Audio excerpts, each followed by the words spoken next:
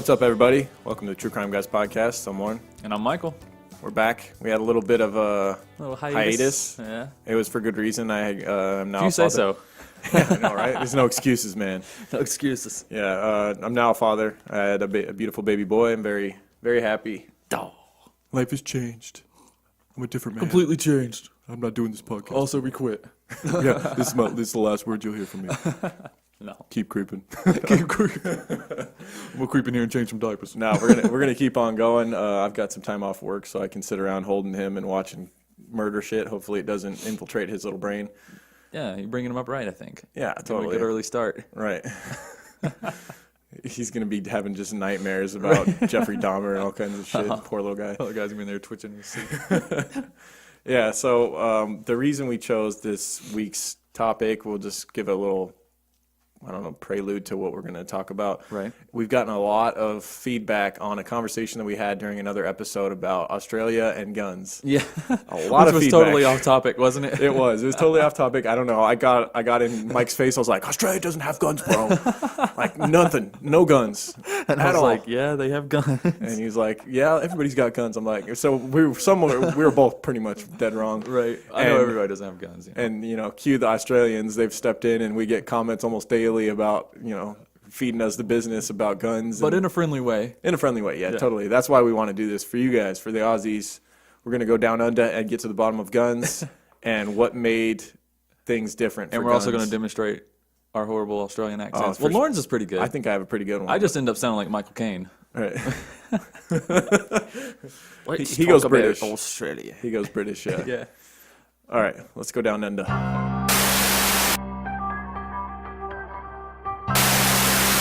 So if people didn't do this, unfortunately, you guys wouldn't have a job. Well, there's a lot of truth in that, man, let me tell you.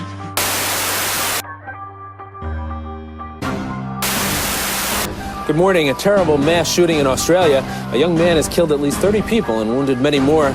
Police have surrounded the house where he's now holding hostages today, Sunday, April 28th, 1996.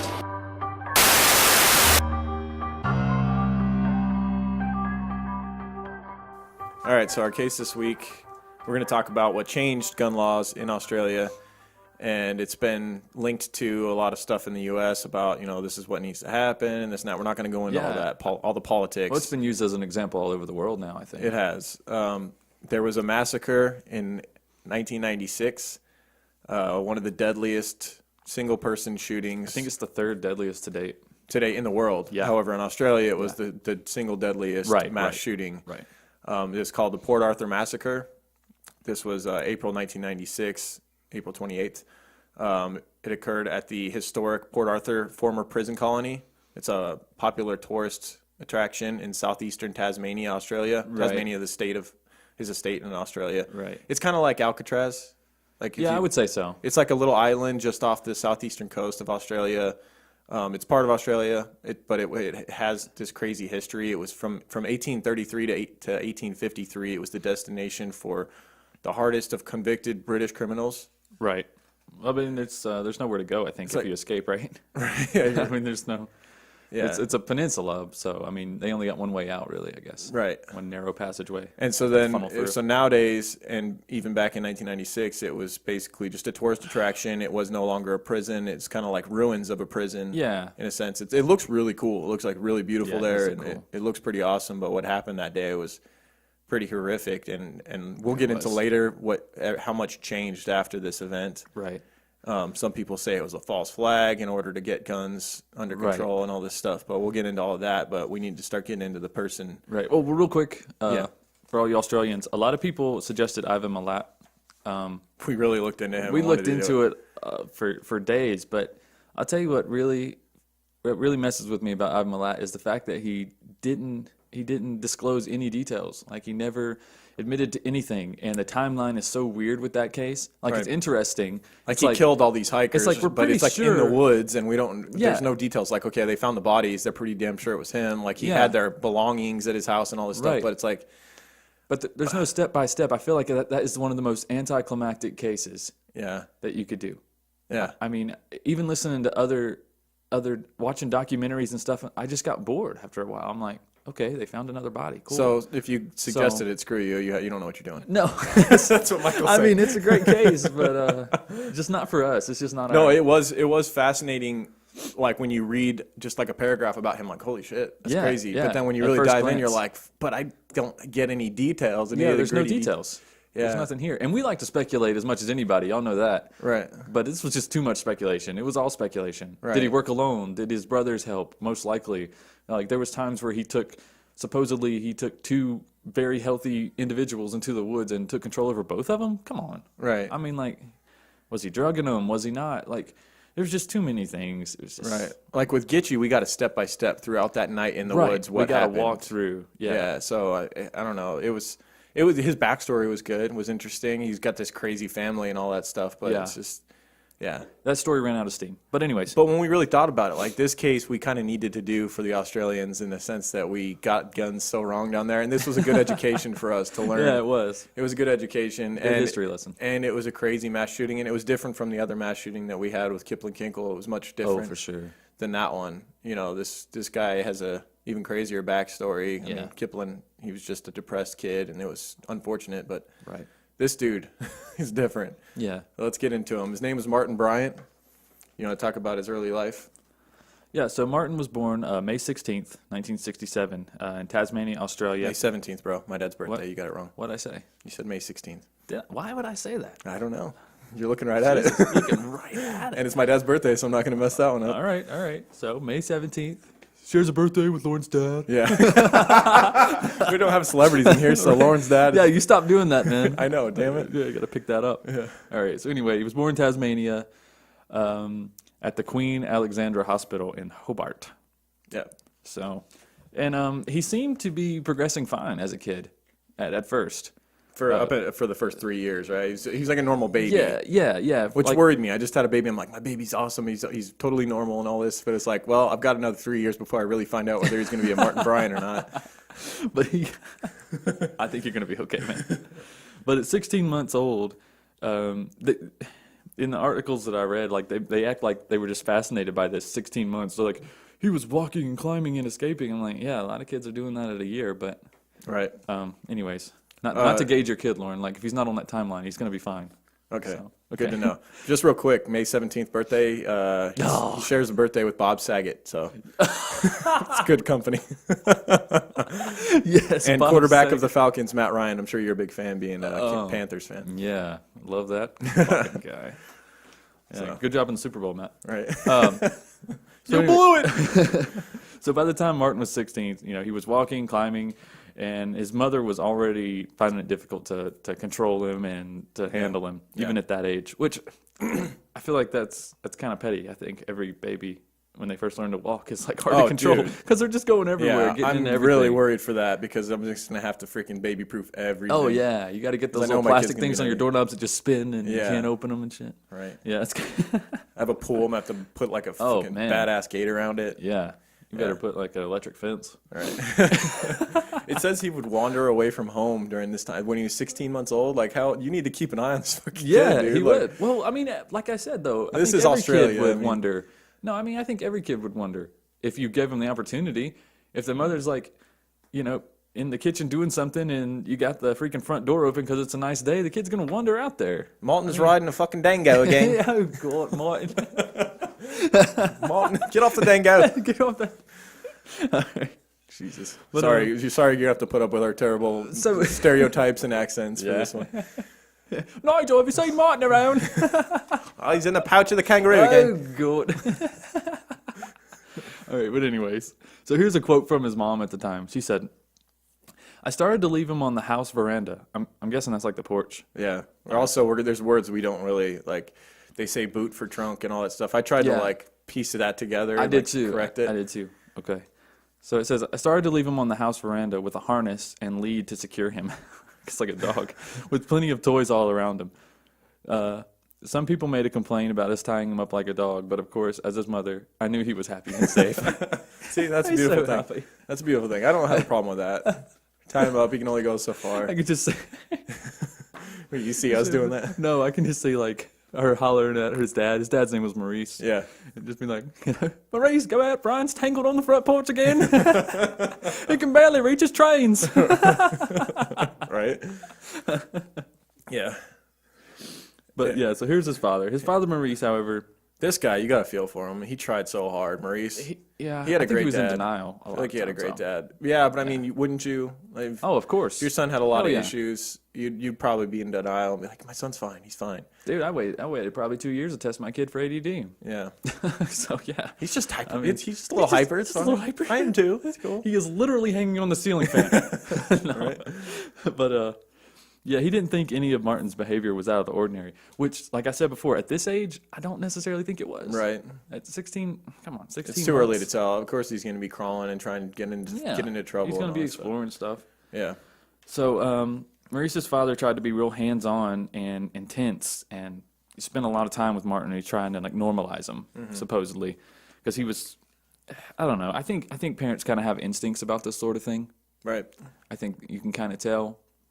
And I'm sure, they lived in a neighborhood and they saw other kids his age and how they were progressing and things like that. Right. But, But they started to realize by the time he was 3 years old that this was There more was than, something wrong. This is more than a phase. This Yeah. is something serious that's going on with him. Right. Enrollment at his primary school only shed light on the fact that he was impaired, his development, and there was kind of an isolation that was going on with him because he wasn't able to keep up with the other kids. Right. He used to walk around with all of his This is a quote from like Yeah. one of his classmates. yeah. They said that he used to walk around with his face all squinted up as if the sun was too bright. I guess even inside. But that seems to be a common trait of what he was later diagnosed with, which was Asperger's. Yeah. And autism. It was a functioning autistic of Asperger's. That's I knew a kid growing up that had Asperger's, and he would do that the same way. Yeah, I have a nephew who's on the spectrum actually, and it's like it seems to me like everything is just like overwhelming, like just too much stimulation at all times. Like he Right. needs to focus on like one thing, and Especially- he also is clumsy, and it's very similar to Martin Bryant in a lot of Right. ways, Especially as if a the child at least. If the routine is changed, you Right. know. And if you don't see him every day, when you are around him, if he's coming over here, his routine is being changed. Right. You know what I mean? Drastically. Like Right. he's not at school, he's not at home, he's here. Right. So. And with good parenting, like he's got good parents, my Right, nephew, right, and right. so like he's they know how to treat him. They know how to keep him happy. Yeah, and Martin's attempts at making friends were commonly misunderstood as like games. Like he didn't know how to interact with kids. He would creep up on them and leap on them, and just try to scare them and stuff. Like he it was fun for him. Right. But They're like, what the and hell's he wrong was with this kid? genuine, yeah. But he was like really terrifying kids because the behavior was so erratic. Right. So Yeah, this moved into his teens. He was theatrical. He was just crazy, I guess. Like high voltage is a word that was used to describe him. yeah, He ended up becoming a loner in high school because of this, because other kids didn't know how to Right. react to him. They didn't understand him. I think as he got older, he became more aware of how kids were perceiving him, Right. and so he was like, "Oh man, I'm I'll just misunderstood." stay away from him So, instead. Yeah, I felt Yeah. like that was better. And when he was 14 years old, his dad got him an air rifle for his birthday, and this became a fascination for him. This kind of Right. reminded me of Kipling Kinkle a little bit, the early teenage years, Yeah, becoming yeah. kind of obsessed with guns. Right. I think we all are at that age, getting that Red Ryder. That's true. Go shoot some cans. Was it behind the couch? Like my dad did the whole thing from Christmas Story where he Did put he? the Red Ryder behind the couch and all that stuff. He's like, hey, I opened everything. He's like, what's that back there? What's that back there, son? What's that sticking up? It's Santa. It's like, Yeah. shoot your eye out. Kick you down the slide. I was so young I think I was like 6 when my dad got me a Red Ryder. I was probably too young. I was so little I had to cut the barrel off of a Red Ryder. That was, and they're not big. if My you know. son's 7. He's got one. Yeah, there we go. Hey. Yeah. If they're taught the right things, Yeah. it can be good. If you teach them gun safety right away, and you teach them that it's not a toy. True Martin thought it was a toy though. He would hide in a creek bed alongside the house and fire at passing traffic. That's not cool. No, I mean, I know that's not. But I remember being a kid and going over to my friend's house, and he lived on this back country road, and across he had a front yard that sloped down to just a 2-lane highway out there. And when cars would go by, sometimes we would hide behind the bushes in his house and throw rocks. Especially at transfer trucks. Oh, yeah. We try to hit the big sides of transfer We used trucks. we used to walk to Del Taco and then twist up the hot sauce packets and throw them at the side of cars as we walked. It'd splatter across the side of the vehicle. That's better than rocks, One dude caught us and made us clean off the sauce with our really? shirts. Real quick, one time when I was at the beach, Yeah. this is when I was older. I was like 16, and I wasn't completely sober. I shouldn't probably say that at 16, but me and a friend were throwing water balloons off the balcony at the beach, and we were throwing them at cars. But the problem was we couldn't see when the car was right there, so we had to time it. So like we almost got to where like we could hear it and then just toss it up, and then it would on the hood, right? God. So I throw one up. Here comes this car. It's a freaking cop car. He throws No. throws on the damn lights. And I was like, oh shit. We jumped over the balcony, ran out into the beach, and just ran for like as far as we possibly could. Yeah. They were like knocking on all the doors around our hotel and shit. Wow. So who are we to judge Martin for taking pot shots at cars man, with we an can't do airsoft shit like gun? that. Right. One day he shot a parrot out of a tree, then walked up to the dead bird and fired several more shots into its head because it didn't die right away. Right. A little creepy. That's a sign. A little creepy. I mean, I've had friends that shot birds like off power lines and stuff with pellet guns. Yeah. And I just wasn't into it. I was like, why are you doing that? Bird didn't do nothing to you. But I did that, and my sister thought I was the worst person in the world. yeah. I mean, you don't feel good. I mean, you couldn't have felt good, right? Because like nothing really came of it. You just like, Right. I killed that bird for no I reason. shot that bird right in the neck. It was like a little blue jay. Yeah. And I was like, damn. He was okay. I mean, he was fine. I'm not going to eat this blue jay. Right. That's the blue thing. jay. Like if you go bird hunting, Yeah. I went turkey hunting not long ago, but I ate the turkey. Yeah. There was a purpose to it. I got a tag from right. the wildlife management. Yeah. I did it the right way, and just go Yeah. in my backyard and shoot birds just for fun. Just go out and shoot your chickens. Right. Didn't we have 6 chickens yesterday? Yeah. Also around this time, he got into it with his only friend at the time, Greg.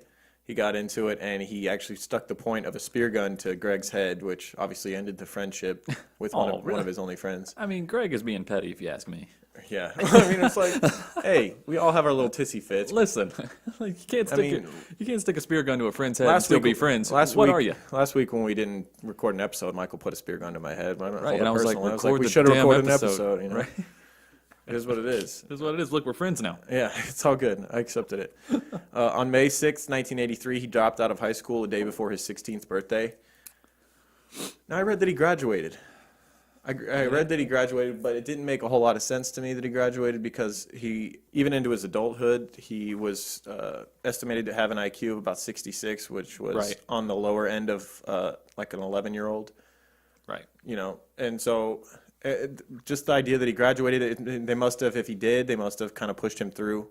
Oh, yeah. know? I would think so. I mean, he's not going to get better at this point. Right. Because at this point, also, his mother, Carlene, took him to see a Because psychiatrist. he has parents that are trying. Like, he's got Right. resources available. It's not like it was a lack of resources available to him to be smart. It was, Yeah, his right, dad right. was really trying really hard. His Oh, mom yeah, was taking him to absolutely. therapy, like you said. I mean, Yeah. he had some issues, some disorders Right. that And he was here- dealing with. This is a quote from Dr. Eric Cunningham, Dax. He was a psychiatrist in Tasmania, and he wrote this on his file. Says, it didn't take him long to see that Martin had a problem. I'm sorry, this is a quote from his mother, okay, Right. about the psychiatrist, I'm sorry. Okay. It didn't take him long to see that Martin had a problem. Martin was not able to concentrate on what Dr. Dax was saying and interrupted him to talk about the age of the house and the fireplace in the room. After a few more consultations, Dr. Dax said Martin would be unemployable, as he would be upset and annoy people to the extent he would always be in trouble. He would have to be put on a disability pension. Right, which he later was put on disability pension. He was. Yeah. Another psychiatrist stated, Martin cannot read or write, does a bit of gardening, and watches TV. It's only his parents' efforts that prevent further deterioration.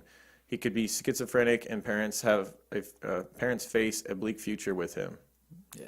That, knowing what ended up happening, is chilling. That is. Reading that. Like, these are trained psychiatrists that went to school to evaluate Exactly. people, and yeah, that's kind of definitely...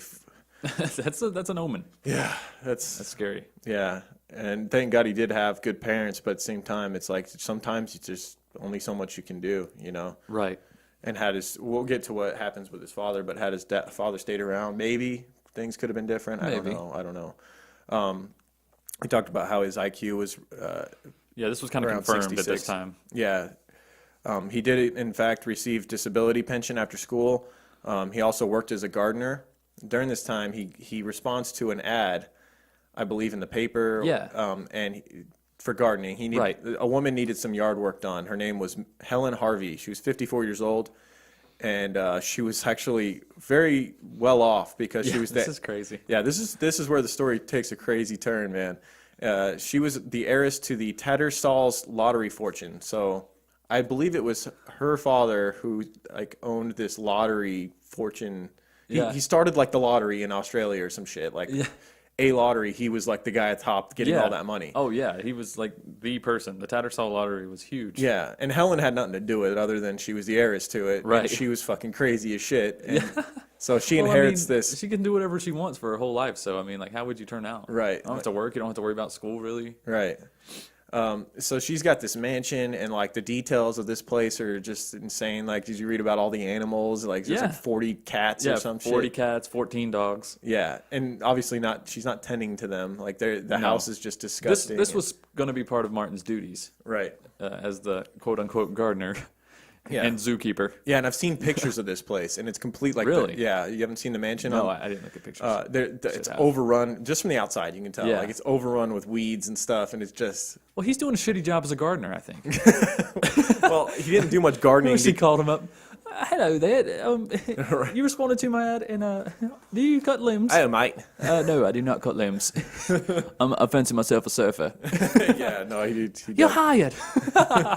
Yeah, so apparently upon meeting, they kind of hit it off right away. Like she was a little bit off from what people described Helen. That would be like a nice way of saying it. Right. She was crazy, Okay. and like their two crazies met up, and it was like Yeah, a two match peas in a pod. match made in heaven. Yeah, it was two peas in a crazy pod. Right.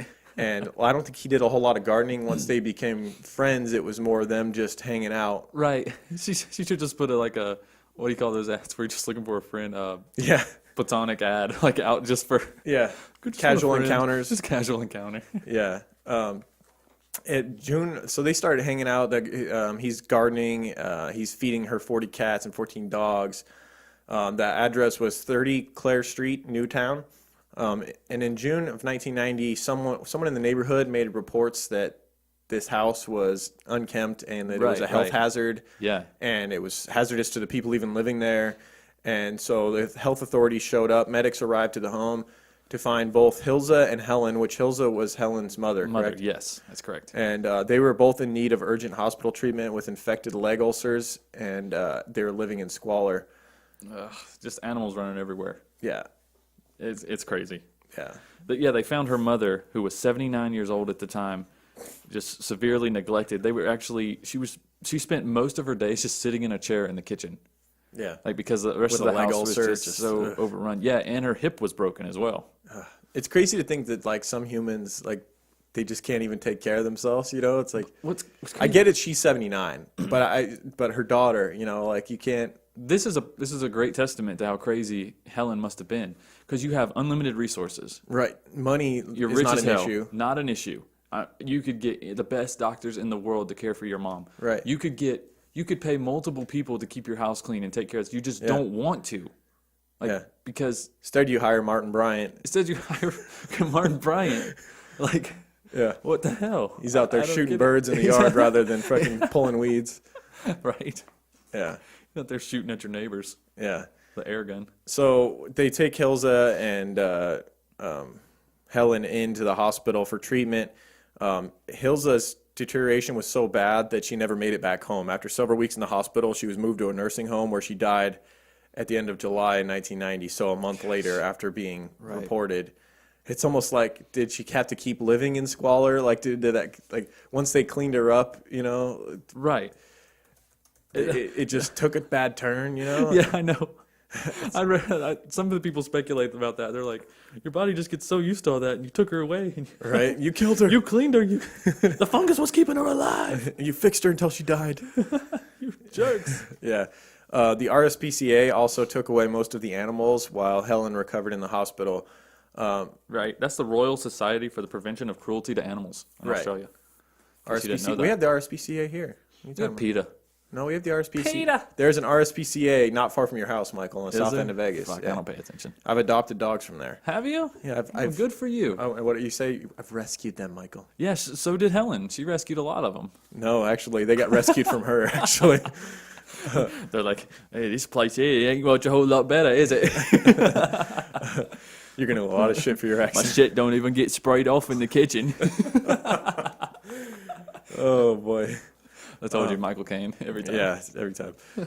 So while Helen is recovering in the hospital, this tells you how cool Martin's father is. Maurice Bryant steps in to help with the situation and actually helps Martin clean up the house and get it back to where it was in working order and like good enough Yeah. for the health officials to get it approved for Helen to come back home. Right. I feel like his father was always looking over him at this time. Just Yeah. always just he was the kind of like a guardian angel just standing in the distance. Like I kind of want to give him room. I kind of want him to blossom and become his own man, but at the same time He probably wanted to just give him he reinforcement. couldn't quite cut that tether, man. You know, like Martin never got positive reinforcement from anyone, like or Right. any friends, any peers. Like, Yeah. so like his father had to be that guy, like, you're doing good, buddy. Like, let me help you with this. Right. And Attaboy. he probably knew Helen was, even though she was crazy, like it was someone that Martin really liked. So he wanted to help her out because the two of absolutely. them could spend time Especially together. growing up in seclusion in high school. Might have like, took I a don't have any burden friends. off. Might have took a burden off of Maurice as well, having someone that Martin Yeah. could spend time with. I imagine Helen didn't mind a spear gun to the head. Right. She was probably like, this is Probably return the favor. This is fine. Yeah. Well, let me do you. Yeah. Yeah. So with Maurice fixing up the house, Helen had a second chance and, so to speak, looked forward to living life with her new roommate. So she has Martin move in with her in the mansion. Right. And that's when things go real crazy. The couple start spending most of their days, which are not a couple. There's no sexual. No. You have to look at the age gap here. She's like a mother figure. Yeah. I mean, when he met her, she was 54. Yeah. So. And Martin's mother's even come out and said that it was like maternal thing. Oh, like yeah, absolutely. she tried to be Martin's mother, but like she didn't understand him the way that Helen understood him. Right. And like Helen became a de facto mother, even though he had a mother. Right. Like they clicked so much more. Like they had more in common there. Yeah. Just I feel like he is living every kid's dream right now. yeah. Like he's living like the millennial dream right now. He's living like Richie Rich now. You just fall into an easy, cushy job that you don't even have to really do. Yeah. And then you get this unlimited money. Yeah, so they start spending most of their days lavishly spending money on whatever they wanted, including purchasing over 30 cars in a 2-year span. Damn. It's said that Helen had purchased over 50 cars in her lifetime, 30 of them being with Martin. And from what I heard, they would just go out to eat at like fancy restaurants in the morning, and then they would Yeah. go shopping all Yep. day long, go back, and then just hang out at the mansion. Yeah. They're just driving around in these lavish cars, and Yeah. Martin's shooting at tourists with his BB gun. Yeah, that's not even a joke that he really No, did. that's really happened. Yeah. And despite the friendship, Martin was changing. His moods were darkening and becoming more erratic.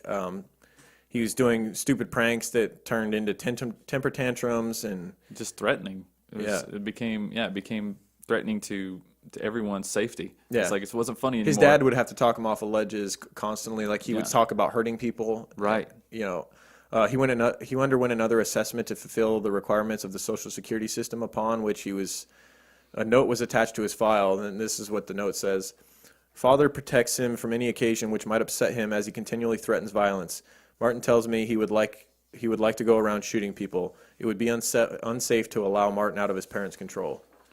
Whoa, there's another Foreshadowing moment from a psychiatrist where it's like, oof. Like, what do you do? Like, what do you do if you're his father? What if you, like, this is just a really terrible position to be in.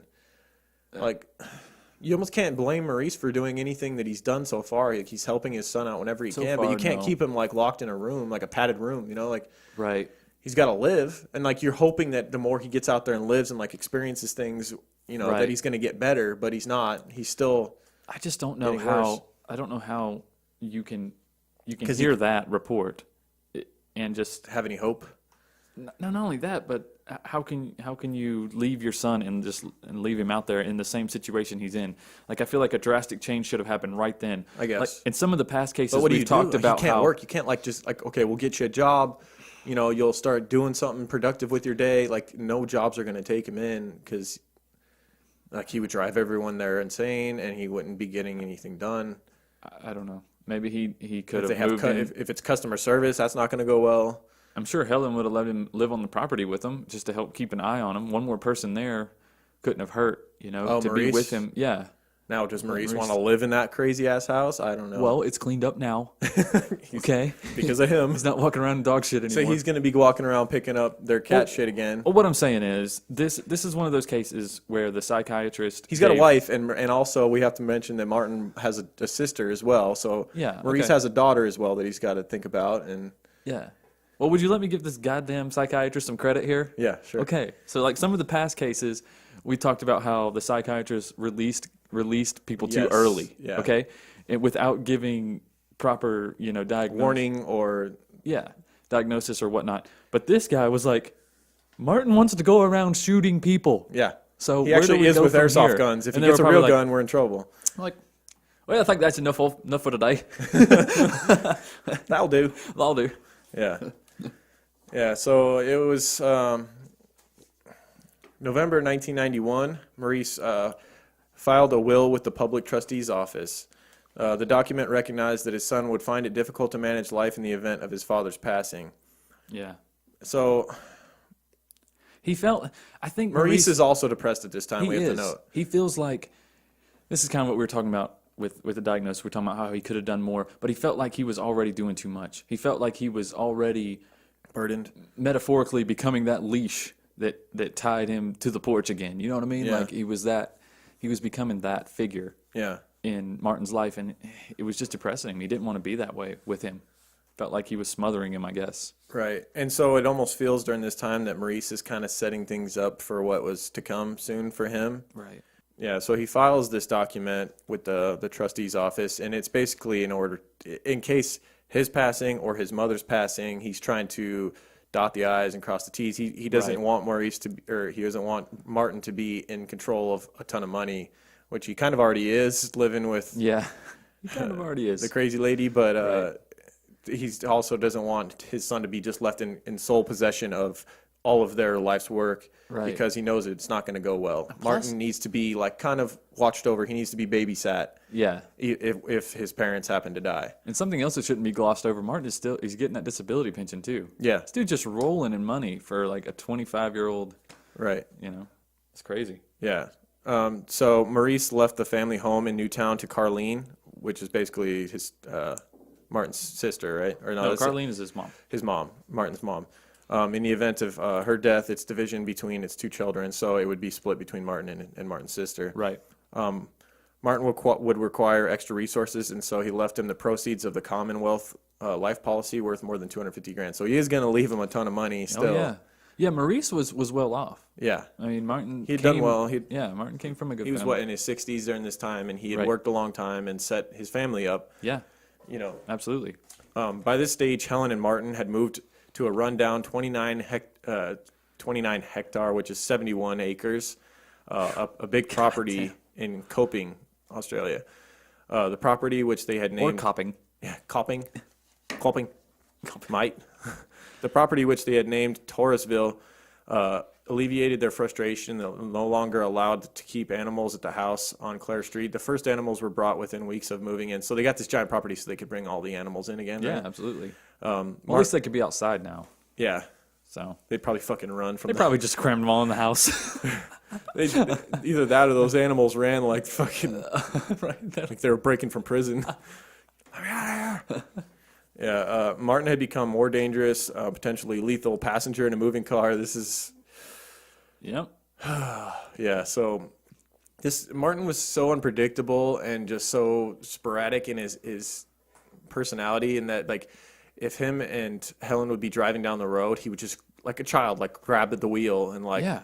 there was two separate occasions where they went off the road and had two separate accidents leading up to the final accident, which Yeah, one time she was run up against an embankment, and the other time into a drain. yeah. And these accidents were documented, and Right. and it's understood that he kind of took responsibility for these, Mm-hmm. or maybe Helen just told the police, "Hey, look, this is what happened." Right. He After grabbed the wheel. after once, but especially after twice, how are you allowing him to sit in the passenger seat? Sit your ass in the back seat Yeah. with the dogs. Yeah, I'm gonna put you in a car seat back there. That's something else. They had dogs with them like all the time. Yeah. And they rode around. They had dogs in the back seats. I'm gonna put you in the boot. Put you in the boot. If you don't knock it off, I'm putting you in the boot. So So this kind of led up. Twice they'd been run off the road. This action described as a childlike impulse that he could not suppress. So on October 20th, 1992, they entered a straight uphill stretch of road just over a kilometer west of the town of Copping. This is where an accident happened yet again, but it was much worse this time. It is believed that Martin grabbed the wheel, forcing the car onto the wrong side of the road. Bryant himself told the police that Helen had been distracted by dogs fighting in the back seat. However, the accident with this head-on collision actually killed Helen on the spot. They found Helen dead behind the wheel, her neck snapped by the impact. Helen had filed her own will, and Maurice actually spent, 7 months in the hospital recovering from this? Martin spent 7 months in the hospital recovering from this as well. He had back and spine and neck issues. And this is a bad accident. And see, looking back, I put this here in the notes, but actually Helen filed this will about the same time Maurice did. I think they were kind of communicating as far as what are we going to do if something happens to us? Because something's bound to happen because Martin's a loose cannon. Right. We love Martin and we're going to be in his life. We got to take care of him. But if something happens, what are we going to do? So around that same time, she went ahead and made Maurice, Martin's father, a trustee. So he could control the will if she were to go. So she's not him. She's crazy, but she's eccentric. Now, we don't know whether she had any actual mental disorders, but she definitely was, like you said, eccentric. Yeah. And then, the lifestyle that she was handed is not easy to handle for your average person, where she's a millionaire at birth, able to do whatever she wants, didn't have to work, so this kind of breeds that kind of Your view of the world is different. Right. So she ends up leaving her fortune to, this is a quote, my friend Martin Bryant for his absolute use and benefit. But she also made Maurice Bryant the trustee on it. Right. She left her worldly goods, her livestock, her animals and birds, and her Clare Street mansion, her farm in Copping, and her Tattersall's income. So that's a hell of a lot of stuff. That's a lot. Left. He's a millionaire. Yeah. So he's instantly set. He can buy all the cars he wants. He can do whatever he wants. Oh yeah, all the air rifles his heart desires. Right. We talked about how Martin was in the passenger seat. Serious neck injuries. After being released from the hospital, Martin settled back into the family home. Despite his father's attentiveness, he began to regress, desperately seeking new relationships. During this time, he turns his attention to much younger children and began pestering kids. Right. And not in a weird sexual way. He was just remember, he's got the mindset of an 11-year-old. Right. So he almost reverts back to playing those games again. Mm-hmm. And he was actually, but at 25 years old, he's scaring children now. Right. They're terrified of him around the neighborhood. So yeah. The kids were weary of him. They understood that he was someone to stay away from. He quotes, he was just a little scary, they said. Yeah. Martin's father, Maurice, had become overwhelmed by depression during this time, and his depressed moods were becoming more prevalent. And Maurice knew it was impossible for Martin to manage the fortune that they had inherited without some help, so he decided to go get a court order that, under the Mental Health Act, was the only way to take control of Martin's financial affairs and had them managed independently. Right. So he brings in help to manage Martin, knowing, I think Maurice knew at this point that he was going to be not living much longer. He had planned to commit suicide. And spoiler alert. We're getting to that. I mean, you spoiled it. But he was doing all this stuff. That's why I had to bring it up. The reason he's doing all this stuff, he's preparing for life after him. Yeah. I think all this was just too much. Right. This way his son would be given a certain allowance that he could spend as he wished, but the money would be dispersed in a controlled way that ensure it lasted for life. Right. So, yeah, because he's still going to get a lot of money given to him monthly, I'm guessing, but it's he's not going to just be able to go buy a Maserati. Yeah. The people at the car lot probably I haven't seen that bloke with the air rifle in a while. Right. They're fucking sprinting. Guess I'm not taking the wife out for dinner this week. Right. God damn it. Yeah. So secretly, Maurice had put his wife's joint bank accounts into Carlene's name alone and signed the bills for the household utilities over to her. And on one Friday evening, Maurice telephoned his wife, Carlene, and said, "I love you." Which was weird because he never did that. Right. He never did that. She was even taken back. He would call to check up and say, if he was going somewhere, he would call and say, where he made it there or whatever. Yeah, he was a very stoic man. Yeah. Very, very somber. Didn't really say a whole lot. Kept his feelings to himself. Now, he had gone to the Copping farmhouse. This is where he called his wife from, and this is where he would end up actually committing suicide. Yeah. which is kind of crazy. He made another call that night to his daughter Lindy in Queensland to tell her that he loved her, but he did not make a call to his son. Why do you think he didn't call Martin? That just stands out to me for some reason. Do you think he thought Martin might know what was happening, or it was just too much for him to call Martin? I don't know. Or do you think he just thought that Martin wouldn't understand? Would he be able to process it? Maybe he thought it would just make his son more depressed. Right. Having that be Make his him more erratic. Yeah. Maybe. Maybe he was worried Martin might think that he could have done something about it to stop it if he had called him that night or talked to him that night. I don't know. I don't know. Yeah, this begins a real strange turn for the story. The next morning, a man came to the front door of the Copping farmhouse to answer an advertisement for a horse float. Now, do you think his father had do you think Maurice set up this like consultation for the horse float? I don't even know what the fuck a horse float is. I'm Googling it. Google it. It's apparently an inflatable device shaped like a horse for kids. No, I'm just kidding. Hold on. That's what came up. That's America for you. All right, I typed in Australia. What is it? What's a horse float, mate? Oh, dude, it's a freaking horse trailer. Okay, so I'm guessing Maurice had called up a horse trailer place that sells horse trailers, got a consultation so that someone would find his body the next day. Is that what you think happened? No, I think he probably had one for sale. Okay. I think they probably had one for sale, maybe, and he was coming to buy it. That's what I thought. Right. Either way, the guy comes to the door to answer an advertisement for the horse trailer. Yeah. No one answered, but pinned to the door was a note in Maurice's handwriting saying, "Call the police." It took 2 days for the police after they arrived to find the body. Yeah. Maurice was found lying face down on almost 3 meters of water in the dam in the back of the house. His body was weighed down with one of Martin's diving belts strung around his neck and across his torso. Now, there is some speculation that Martin did this. Right. However, it was ruled as a suicide. I don't see Martin doing it. Just doesn't match up for me. Well, the only reason they speculated that was because his demeanor when they got to the crime scene. Well, not only that, but it is at where Martin is staying with what's Helen. her phrase? Helen, yeah. Well, not anymore, but Right. Well, yeah, Helen's gone, but Right. this is her estate. yeah, this is the farm at Copping. His estate now. So you want to talk about how Martin was acting when the police arrived? Yeah, he was very calm at first getting the information, but then like once they started, they're like your father's body is somewhere on the premises or whatever. He was almost excited, like it was an Easter egg hunt or something. Like Right. It's just I don't know. It's kind of creepy. He had a disconnect with emotion. That's did. something that was brought up a lot. Like You see that like in interviews. yeah, in moments where he should be somber, he's laughing. Like he doesn't have a proper response to situations. It's almost like it just bubbles out in a form of laughter. It's like it's not necessarily what he's feeling, Right. but that's just the way it kind of surfaces. Right. So they find the body, and Martin was actually assigned to identify his father's body. Right.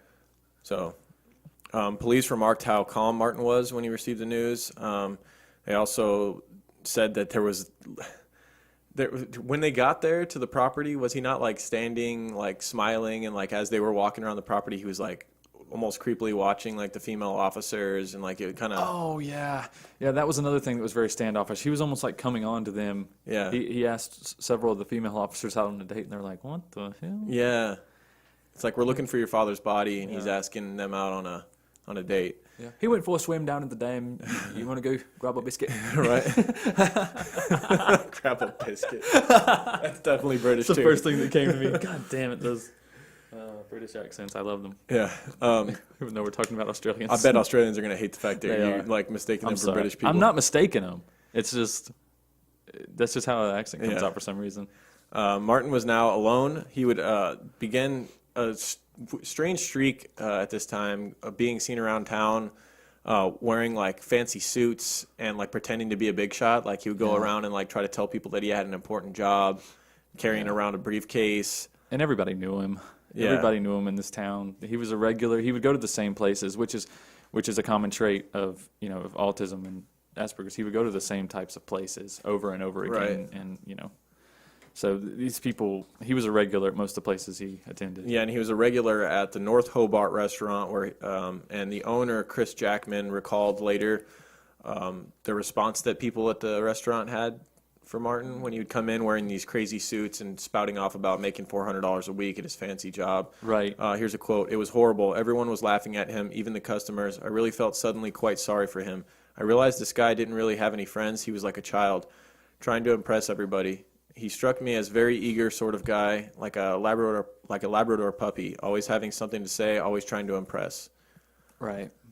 Yeah. It is sad. It's like you just wish that it sucks that he killed the first friend he has as a kid, he like puts a gun to his head and scares him off, and then the other friend that he makes, he kills her in a car accident.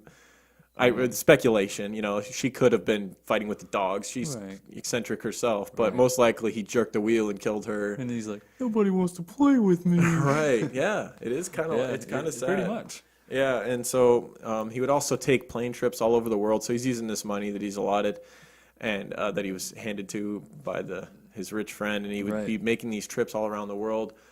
And one of his favorite things when he would fly, he would get to these destinations and he would always have issues with wherever he would go. So you'd go to France and he'd be like, "This place sucks," and he would go back home. Well, that's because it's out of the ordinary. It's different. Yes. It's breaking his routine. It's like, why would I don't like this place. But nothing is what I know. But his favorite part was being on the plane. Because he loved being on the plane. Because a person was stuck next to him and would have to listen to him. And listen to all his stories. Naturally, they're not going to go, "Dude, Bullshit. shut up," Right. because they're stuck next to him. Right. And so they would kind of be friendly to him. He's probably poking him with a spear gun in the side underneath his coat. The airport security wasn't that good in '96. Right.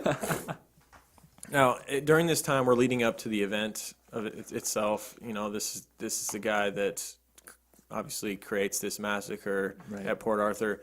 There goes all the jokes. So he had accrued, hope you enjoyed them. Yeah, they're gone now. He had accrued several weapons during this time, and you remember how he'd bought one from like a pawn store, right? Mm-hmm. He'd bought very easy to get weapons right now. Somehow he'd acquired an AR-15 and an FN FAL. These are both assault rifles, right? Semi-automatic. The AR-15 is a gun that is definitely used in several other mass shootings. It's a because I think it's one of the most popular. It's a popular gun semi-automatic, more accessible. Yeah. Now we like guns, but we're not like complete gun nuts, so we had to look up a little bit about the FN FAL. I'm pretty sure I've used it in like Call of Duty and stuff, but you want to give a little bit more info on that gun because this is what he would end up using like in the parking lot. He used the AR-15. Right. It's a French gun, believe it or not, and it's called. It stands for Fusil Automatic Liger. Okay. But it's a battle rifle designed and manufactured by Fabrique National. Okay. It was used during the Cold War, North Atlantic Treaty Organization countries. I believe it's a less accurate gun than the AR-15. It has more kick to it. It wasn't used by the U.S., believe it or not. We were like, nah, this shit ain't good enough. Yeah, no, the gun nuts are going to give a shit. They're going to go ahead and like write us a whole paragraph of what we got wrong on these guns. But from what I could tell, just from his accuracy, as far as if I'm going to judge that, in the diner he uses the AR-15. Granted, it's closer quarters, but in the parking lot he seemed to even close quarters with that FAL, which he breaks out. We'll talk about it more when we get to it. But he misses a lot more with the FAL. Misses a lot more with the FAL, and I've heard it's a gun that it kicks more. It's less accurate. The AR-15. Well, he should have cross-trained. He should have shot the AR a little bit every day, shot the FAL a little bit every day. Yeah, then he could have killed more innocent lives. Michael, good job. Well, Jesus, he's gonna be good at something. No, we're gonna get some hate for this one. No. All right, the laughs are done. We're getting to a very serious event here laughing now. at this shit. Yeah. So on April 28th, 1996. Oh, we also have to mention that he it doesn't make sense for what we've talked about, but he did manage to get a girlfriend during this time, and it makes sense because. Yeah, but she's kind of a footnote on the whole story. She's a footnote, but it's interesting because we've talked about how hard he is to be around and how he doesn't make relationships or maintain relationships very easily. Yeah, I wonder what she was like. But he had a lot of money, and I'm guessing that she liked the fact that he could take her shopping and things like that. So you ain't saying she's a gold digger. But she ain't messing with my broke people. I got you. Broke Australians. Broke mates. She ain't messing with no broke mates. Okay. Yeah, so he's dating this girl. Her name's Petra, and she's come out later and talked about how he asked her to marry him, and she's staying at the mansion with him as well, the property, and I don't know. I just feel like she probably just liked the lifestyle. She didn't have to work. She got a free place to stay, and she got to go shopping with his money and that type of stuff. And yeah, lots of animals to play with. Maybe she was young and naive and believed some of his lies, because this young dude, he's in his 20s at this time, he's 28. Right. He's got this mansion. He's got all this money. Maybe she believing the shit that he's feeding her. Who knows? He's got his fancy suits in his suitcase. Maybe she thinks he's actually going to work and stuff. What do you think was in that suitcase? Fucking dog treats or something. I don't know. Wow. So on April 28th, 1996, Bryant actually had set his alarm clock, which was something that his girlfriend and people around him said he'd never done in the past. Why? Why would he? Because I mean, he was known to just wake up in the middle of the day whenever. Yeah. And Fuck it. yeah, go to his frequent like lunch spots or whatever. So this was kind of out of the norm for him to do this. He set his alarm clock for 6 a.m. He woke up when the alarm clock went off, and at 8 a.m. his girlfriend left the house to visit her parents. Bryant left the house and engaged the alarm in the house. He set off the home alarm, which registered the time at about 9:47 a.m. At about 10:30 a.m., he purchased a cigarette lighter from the Midway Point news agency. Yeah, he was in a hurry too. He just overpaid. Just throw some money on the counter. Yeah. So he makes a couple of stops here. Like he's just kind of seemingly driving around, stopping at different places. Right. He then traveled to a Sorrel supermarket and purchased a bottle of tomato sauce. I don't know why. That doesn't come up again, does it? No. Now, and this is Maybe it was a just credible source that I've got here. I don't know why he would stop and buy tomato sauce.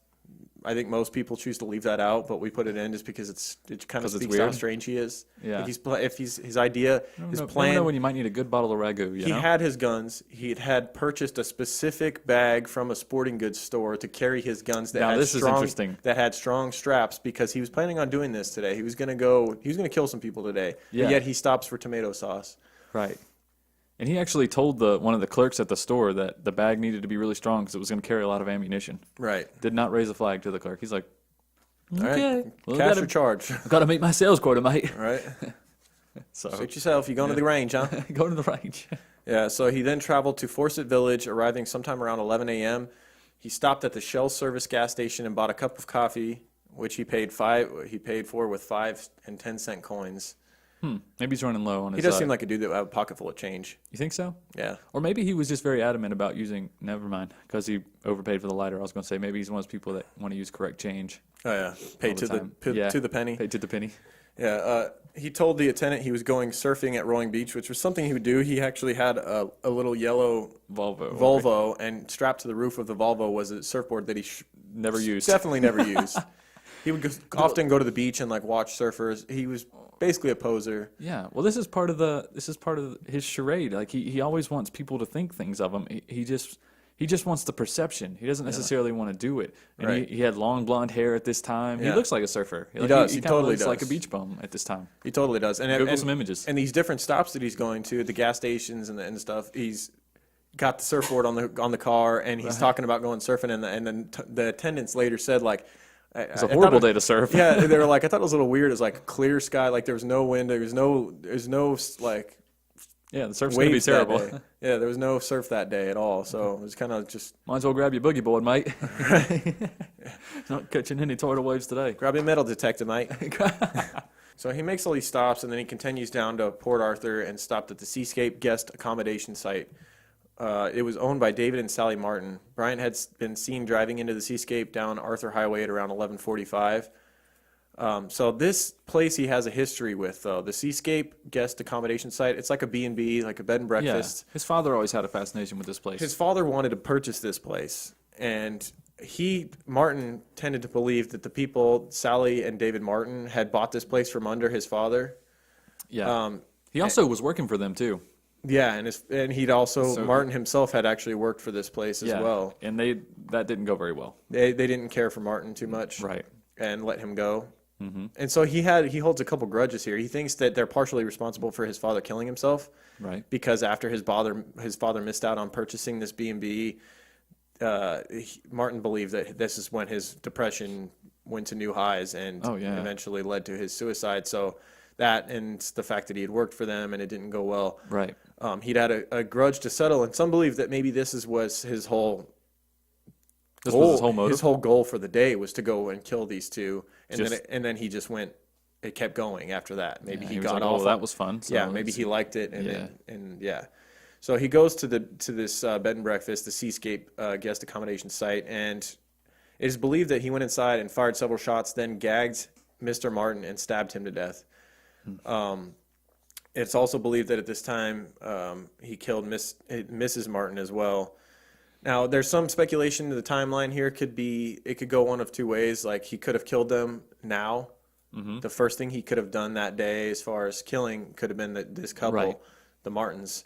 Or he could have gone there, dropped some stuff off, gone down to the seaport village, and Right. came back and killed them later. But I tend to believe this was the first people that he killed. I do too, because it makes more sense as far as, and then the theory you had of this was his motive the whole time. Right. It very well, I think he killed him first. Right. Also, another thing that would point to him killing them then is a couple arrived at the Seascape while Bryant was there. Oh, yeah. They asked if they could have a look at the accommodation, and he told them that they couldn't because his parents were away and his girlfriend was inside. His demeanor was quite rude, and the couple felt uncomfortable. This was about 12:30 p.m. So this tells you right there, like, if he hadn't killed them yet, why did he turn away these people? It's because the bodies of the Martins were inside. Right. Bryant's car was then seen reversed up to the front door. It was assumed that he had his car backed up to the front of the place to unload his ammunition. Yeah.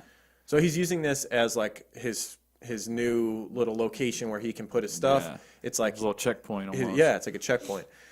He then drove to Port Arthur, taking with him the keys to the Seascape properties after locking the door. So he killed them there. I don't see why there's a whole lot of people that are confused as to what happened. He goes to Seascape, he kills the Martins, uses it as a checkpoint, locks the doors behind him. Yeah, and then, why would they give him the keys and all that stuff? Right. Yeah. And let him turn away customers. Business. Yeah, no, just none of it makes sense. They Right. would have called the police if he'd been doing all this stuff. Right. Yeah, so he then heads down to Port Arthur, and on the way he stops at a car which had pulled over. Their car had overheated, and he starts talking with the two people, and he actually suggested that they come for some coffee later at the Port Arthur Cafe, which is so creepy. That is creepy. I had to throw this in there because I read that fact, and I was just like, if that's true, I mean, it could be something that some people made up just to be a part of the story. Yeah. Like, oh yeah, we were there, and we pulled over, and He invited us. It could have been us. Right. It could have been anybody. yeah, it could, Yeah. but.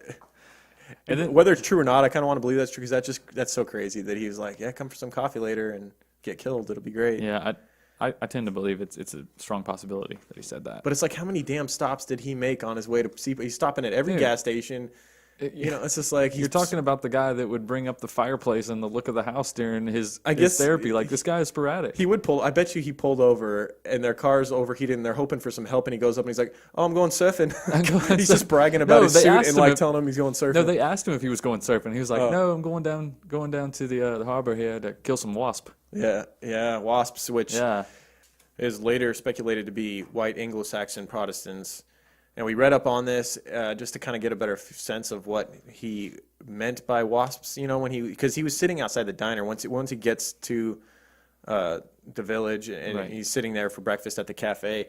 He's overheard talking about wasps, also Japanese people. It's important to note. But we looked into like what do you think he intended by that? Now there's a lot of different things out there as far as the negative term wasps. It could be he could have meant Americans. He could have meant the elite. White class, like white upper class, was just kind of funny because he was kind of that in a sense. He had absolutely money that was handed to him. Yeah, I mean, he wasn't a powerful person, but he was definitely wealthy. Right. Now, basically European descent, like people that came from Great Britain and Americans, they're included in that. It could have just meant he had an issue with Americans that were down there, tourist Americans, which would be a good place for him to go.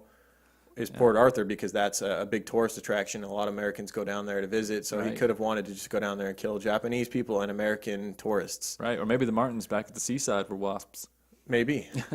Who knows? I don't know. I mean, I'm sure they were wealthy. They were business owners, and maybe not super wealthy, but they had a great location for their B&B. Right. Yeah. So at about 1:10 p.m., he arrives at the toll booth and he gets in line behind other cars at the entrance. He ends up paying the entry fee and proceeded to the park near the Broad Arrow Cafe, which was his goal. He was going to the cafe to get breakfast and then also assess, what he was going to be doing. And also, in not too long before this, he was speculated. I think he called up there and was asking when the busiest times for this cafe were. Mm-hmm. Like the busiest day was Sunday, and they said around lunchtime. And they said it was a stuff. particularly busy day. Yeah. And there's some strange stuff going on. We'll get to. There's a lot of conspiracy involved with this day. We talked about how it'd be potentially some people say it's a false flag to try and get gun control and all this stuff. Right. One thing that is fact is that a lot of their staff had been shipped like 2 hours away for training.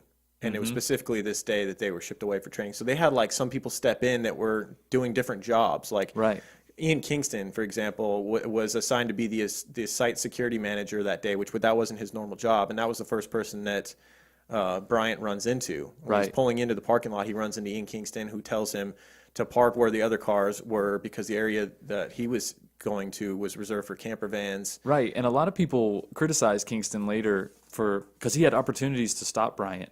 Right. And they're like, oh, you're a security guard. Why don't you do anything? Well, he's not a security guard. Right. He was playing security that day. He was playing security guard. Like, this guy got thrown out of his element for one day, and this shit happens. Right. And it's a super busy day, like way busier than normal. You don't know what the fuck you're going to do in this situation. Right. Like, you don't know and you don't assume that someone's going to, like, go and shoot the place up. This isn't, like, a common occurrence. No, I'm not saying, like, well, we'll get to it. We'll get to it as it lays out. But go ahead. So Kingston asks him to move his car to where all the other cars were parking, and Bryant moves his car to another area, sat in it for a few minutes, then moved his car back near the water outside the cafe where he was told not to park. He's probably sitting in there listening to AC/DC.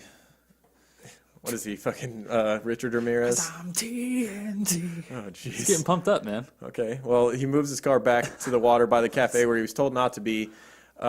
Kingston sees him park there, sitting there for a while. He sees him go to the boot or the trunk of the car, Right. And get a large bag from the trunk of the car and a video camera and start walking up towards the cafe. He doesn't stop him then, which is unfortunate because he had told him not to park there. He had more than enough reason to go back over there and say, "Hey, I told you not to park here." But he was very very busy, and he would seem like he was the only one. Yeah, I mean, this guy could have done anything. is directing cars coming in. There's a huge line at this toll booth that he's working, and cars are just piling in. He's directing cars constantly, so you can't exactly leave this booth and go be like, "Hey, what'd I tell you?" Yeah. You know? And does he really want to get into it with this guy over a parking issue? He Right, doesn't know, right. obviously, what this dude's capable of. But Right. Bryant then heads up to the cafe where he purchases a meal and sits out on the deck outside and eats his meal. So strange to me that he, like, so casually Right. sits there Is and that eats really a meal. strange to you, though? The way he's dealt with I guess so much not. tragedy in his life? He's a strange guy, but it's just so chilling that he just sat there and ate breakfast with the people that he was about to massacre, you know? Just looking at him. And he's probably. talking about wasps and this and that. Where's the wasps at? Who's he And talking to? it's just random. I think he's probably talking to him. Just hollering at people? He thought he was talking to other people sitting out there, but they were probably ignoring him. Hey. Like, just don't look at him. Don't look at him. What you eating there? Yeah. You wasp? Jesus. Right? So he eats the meal on the deck. People held the door for him as he went back inside to bring his platter in that he had ate on. And Yeah, he particularly asked people to hold the door for him. It's like he felt he was kind Entitled. of getting in that powerful mode right now. Yeah. He actually had a large amount of food, which people commented on, and he said that he replied that he was hungry from surfing. So, Well, he probably was. Oh, wait. He doesn't surf. no. Jerk. Right, so he heads into the cafe, drops off his thing, sets his bag on the table with his guns, pulled out an AR-15 with one 30-round magazine attached. He took aim from his hip and pointed his rifle at Mr. Mohi NG and Miss Su Li Lang Chung, sorry for the terrible pronunciations. This kind of proves his racism, though. It seems that he went after the Asian people first. Right. They were from Malaysia. They sat at the table beside Bryant. He shot them at close range, killing them instantly. He then lifted the rifle to his shoulder and fired a shot at Mick Sargent, grazing his scalp and knocking him to the floor. He fired a fourth shot that hit Mick's girlfriend, 21-year-old Katie Elizabeth Scott, fatally in the back of the head. Now, there's a lot of headshots going on in here, and this has been one of those points of speculation for the conspiracy theorists. Is like the dude wasn't a trained gunman. He was at some point in here he was shooting from the hip and still hitting people in the head. Well, yeah, but it's also with Asperger's. Very close. It's a very small cafe, first of all. It's a small cafe, but people with Asperger's or autism, like him, functioning autism, the things that they are passionate about, They get very good at they it. are very good at it. Like, I know it doesn't say it a lot in the backstory, but I'm sure he was out on that 71 acres shooting, practicing, running through this stuff. Like, he was passionate about guns and firing. I mean, he'd been firing probably that air gun from the hip since he was a boy. So Yeah, that's true. I mean, that was like his favorite pastime. He was always shooting at stuff. Right. He was passionate about it. Yeah. I'm going to go through a couple more of the people that were killed in here and the details of them, but we can't go through them all because there's so many, and it's just gruesome. But this just kind of gives you an example of how terrible this whole thing was. A 28-year-old named Jason Winter had been helping the staff at the busy cafe that day. Also, another person who this wasn't his normal job, but he was brought in because it was such a busy day. Right. He had his family with him as well. As Bryant turned towards Winter's wife, Joanne, and their 15-month-old son, Mitchell, Winter threw a tray at Bryant in an attempt to distract him. So this guy's trying to actually step in and do something to protect his family. His wife and his 15-month-old son are standing there in Bryant's crosshairs. He throws this tray at him. Winter's father pushed the daughter-in-law.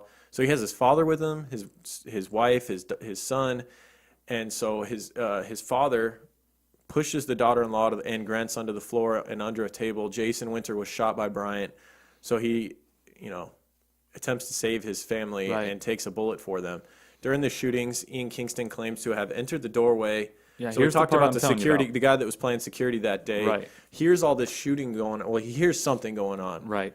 I forget what he said he thought it was. He thought it was like some maybe fireworks or something. Yeah, people say firecrackers and whatnot, but he didn't think it was anything all that serious, but he was curious, so he walks up to the cafe, enters the doorway, and realizes this is very serious. He sees bodies all over the place. He witnesses Bryant standing there with an assault rifle with his back turned, and this has been one of those moments where a lot of people criticize him and go, his back was turned, you could have charged him. And you could have hit him with a chair, you could have done a lot of things, but again, in that situation, you don't know how you're a security guard, he's probably not even armed. You don't know how you're going to react either in the moment, So he doesn't. He turns and leaves the cafe, and to his credit, he at least goes and it becomes his job at that point, in his eyes, to he does save a lot of people. warn. Yeah, he does probably save a lot of lives because he then runs around the park, warning everyone, telling them to get out of here because there's a gunman on the premises. Now this is he's in the diner. He's killed many people. We'll get to the numbers, but he makes his way from the diner into the gift shop as well, which was attached. Right. Bryant was near the exit. People had not attempted to run past him and escape, but he moved across the cafe towards the gift shop area. There was an exit door in the gift shop through a display area outside to the outer balcony, but it was locked and could only be opened with a key. So people made their way into the gift shop because there was an exit door there, but when they got there, they realized that the door was locked, in which case he murdered more people inside the gift shop. When it was all said and done inside the cafe and the gift shop, he had killed 20 people and wounded 12 more in about 2 minutes. Which is crazy because he only used 29 rounds. Yeah, he had fired 29 rounds in approximately 90 seconds. Very few shots missed, and most were fired at extremely close range. Yeah. You can imagine what an AR-15 at a close range inside a diner would sound like and what it would, the kind of havoc that it would cause. Right. I remember seeing an interview with someone that was in the medical team that came to try and clean this up later, and they said that he's been through a lot of stuff. He's cleaned up knife stabbings and like shootings, but he's like, but the amount of damage that it had done to these people because it was an assault rifle so close range. Right. Yeah, it was very hard for the medical people to try and. Oh, absolutely. Martin then heads out from the diner to the car park, or parking lot is what we would say in America.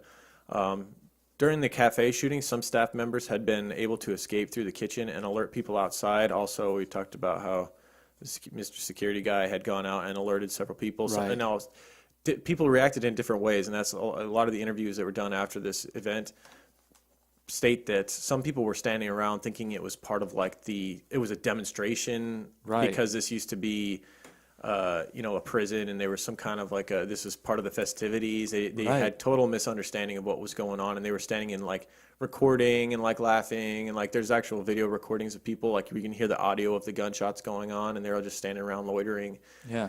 And so some people took it as serious, some people didn't. The ones that reacted with this is serious, a lot of them survived because they got out of there early enough on. But the people that were loitering in the parking lot areas, in their defense, man, this is one of those things you just don't imagine it happening in your lifetime. No, you're like, this doesn't happen though. This doesn't happen here, regardless of where you are. You say this doesn't happen here. Right. This happens elsewhere, other places of the world. To other people. Yeah, there were a number of coaches and buses lined up in the parking lot with lines of people, many of whom began to hide on the buses in nearby buildings. Others did not understand the situation or where to go. Like we said, they believed it was some kind of a historical reenactment. Ashley John Law, a site employee, was moving people away from the cafe into the information center where Bryant fired from his hip from a distance. The bullets missed Law and hit some trees nearby. Bryant then moved down towards the coaches. One of the coach drivers, Royce Thompson, was shot in the back as he was moving along the passengers from the side of a coach. He fell to the ground and was able to crawl, then roll under the bus to safety, but he later died of his wounds. So he's So just close. this is just, to me, it's like even more horrific scene than the diner. The diner's like everything happened so fast. Like older people that were sitting there, they were so like they didn't even have a reaction time and quick Right. enough to like get on the floor before they were shot and killed. It was Right. just boom like that. Everyone's confused, and then a lot of people are dead. This parking lot thing, he's hunting people down. People Yeah. are People are going onto running, buses screaming, and and hiding hiding. behind seats on buses, and he's going up into the buses and shooting them. Yeah, he was quoted saying, "No one gets away from me." Right. Bryant moved to the front of a bus and walked across to another bus. People had quickly moved from he's almost playing hide and seek behind this one coach. Right. He's going to the front, they're going to the back in an attempt to seek cover. As Bryant walked around, he saw the people scrambling to hide and shot at them. Bridget Cook was shot in the right thigh, causing the bone to fragment, the bullet lodging there. Another coach driver, Ian, was hit by the fragments of Miss Cook's bone. Both were able to run away and survive. Wow. Some people are getting hit by these bullets and actually running off into the woods and surviving. Other people are just hiding right away, and he's finding them. He quickly moved around to another coach and fired at another group of people. Winfred Alpin was fatally shot in the chest. She had been running to get cover behind another coach. Bryant then continued along the car park as people tried to escape along the shore. More shooting took place, and some people decided to hide in the coaches instead of running. Bryant then went to his vehicle. He's going to go get his other gun. Right, he's going to get the FN foul now. Yeah, which was just past the coaches, was his car, and he changed weapons to the FN foul. He then fired at Denise Cromer, who was near the penitentiary ruins. Gravel flew up in front of her as the bullets hit the ground. Yep. This is where you see some of the inaccuracies of this other gun. Also, people say that he almost some people speculate that he wanted to be taken out like this. He was waiting for someone to stop him, but no one did. No one had a gun on this property, which is unfortunate. They could have stopped him. I don't know if he was thinking even that far. Like some people speculate, they're like, oh, he wanted to go out in a blaze and he wanted to be remembered and he wanted to be taken down by the law enforcement and all this stuff. But I don't think he was really thinking about all that. I think he was just fulfilling a fantasy that had been in his brain for a long time here. Yeah. Hunting these people. Yeah. He then moved back to the buses. So some people see him heading out towards the water line and the trees and stuff, and they start hiding on the buses, but then he comes back. He comes back. He went to one of the coaches and fired a shot at Elva Gaylord, who was on the bus hiding, hitting her in the arm and chest, killing her. Neville Quinn, husband of Janet Quinn, had escaped the area but had come back to look for his wife. So he had shot Janet Quinn in the back, and she was laying on the ground in the parking lot, kind of paralyzed. And her husband, Neville, had saw her get shot and had ran off, but had returned to look for his wife. And he had been forced to leave the area earlier by Bryant. He exited the coach and noticed Mr. Quinn, so that's being Bryant, had been on the coach where he had just shot Elva. He comes off the bus, and Mr. Quinn had thought he was gone. Yeah. But he's coming off the bus and sees Mr. Quinn. He fired at least once before Mr. Quinn ran onto a coach in the hope of escaping him. However, Bryant entered the coach behind him, pointed the gun at Mr. Quinn's face, saying, "No one gets away from me." Yeah, this is what I was telling about earlier. Yeah. And then in just a knee-jerk reaction, Quinn jerks his head down, and a bullet glazes his neck. Yeah, so because he jerked when he said that, he gets shot in the neck, and he would actually end up surviving. He was paralyzed momentarily by the shot, obviously. Right. He just got shot in the neck at point blank by an assault rifle. So he went down, obviously Bryant thinking he's dead, left the coach, and Mr. Quinn would actually end up surviving. And in a kind of a really sad moment, he would find his wife in the parking lot, and she would die in his arms. Crazy. And it's at this point that Bryant gets into his car and decides he's going to leave. And on his way out, witnesses say that he was seen sounding the horn, like so he's honking the horn and waving, and also firing his gun out the window. So he's like, we talked about with emotion, he seems to be proud of himself and like. I feel like honking and waving is probably more accurate. Right. He drives along the roadway towards the toll booth where a number of people were running away. At this point, people that were running away were notifying cars that were coming in to the park that there was something going on. And so those cars began backing out towards the toll booth. Where they got to the toll booth, they were telling the people working at the toll booth what was going on. Something was happening. Right. Also, this is where like the most It's the worst part. horrifying part Like this part. for me, like for everybody, I feel like anytime there's children involved. So Bryant, I think it's important to note that the security guy, Yeah. what was his name? Ian. So Ian Kingston. Yep. We talked quite a bit about him, and at one point he was taking like crowds of people around the park, trying to keep them safe Yeah, while hiding them in secluded areas. hiding them while Bryant was walking around the parking lot shooting people. And he managed to keep a number of people safe in this group that he was with.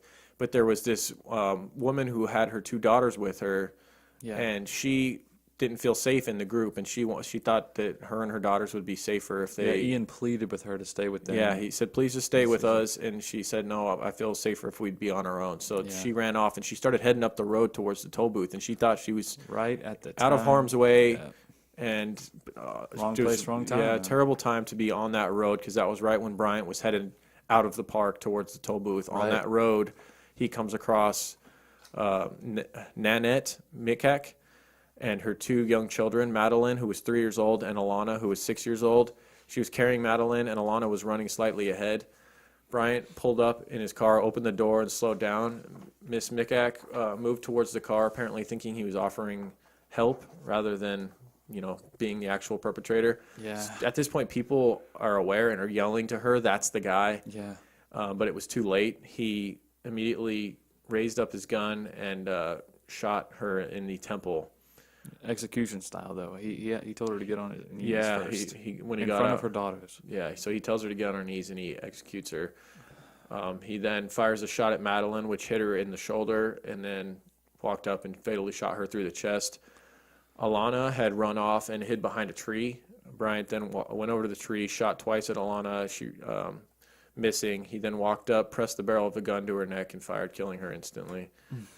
I don't know if we should have even gone into the details of this. It's just, but it's what happened. It's it's part of history now. It's not easy for anybody to discuss this part, obviously, or any of it. Honestly, I mean, we're acting like because they're kids, their life is more important than anybody else. But it's children affect us. Children affect us because we have children and they're so young, and it's hard to swallow anytime this happens. Yeah, it's horrifying. So we talked about the cars that had backed up. There was witnesses to this killing of the mom and 2 daughters that had reversed their cars up to the toll booth, and apparently the toll booth was completely unaware of what had been going on at the park.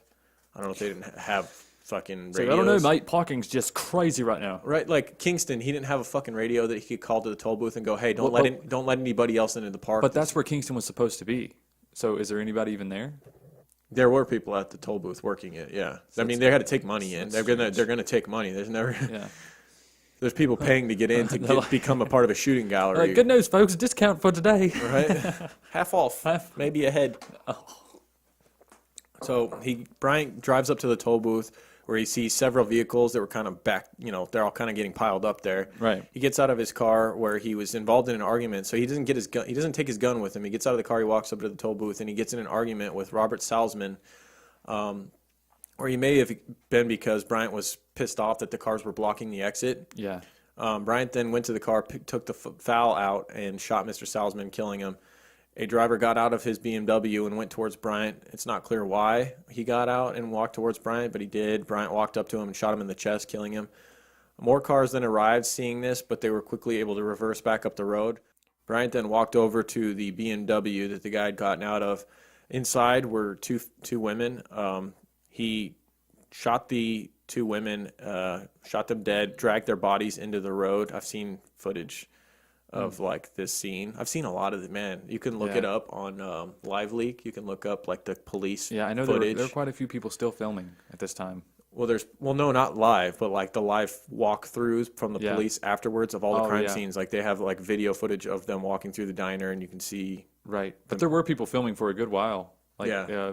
there's American tourists and stuff that had video cameras and were filming the whole thing because they thought, like they said, it was all enjoyable. Like they just had them on anyways. Yeah. You know, recording their experience, and they thought it was a reenactment. So a lot of things did get captured. I don't recommend watching the police footage that I watched on Live Leak unless you have a very strong stomach, because it even showed like the children. It showed like everything. It showed the aftermath, like the chalk line bodies, and it was gnarly.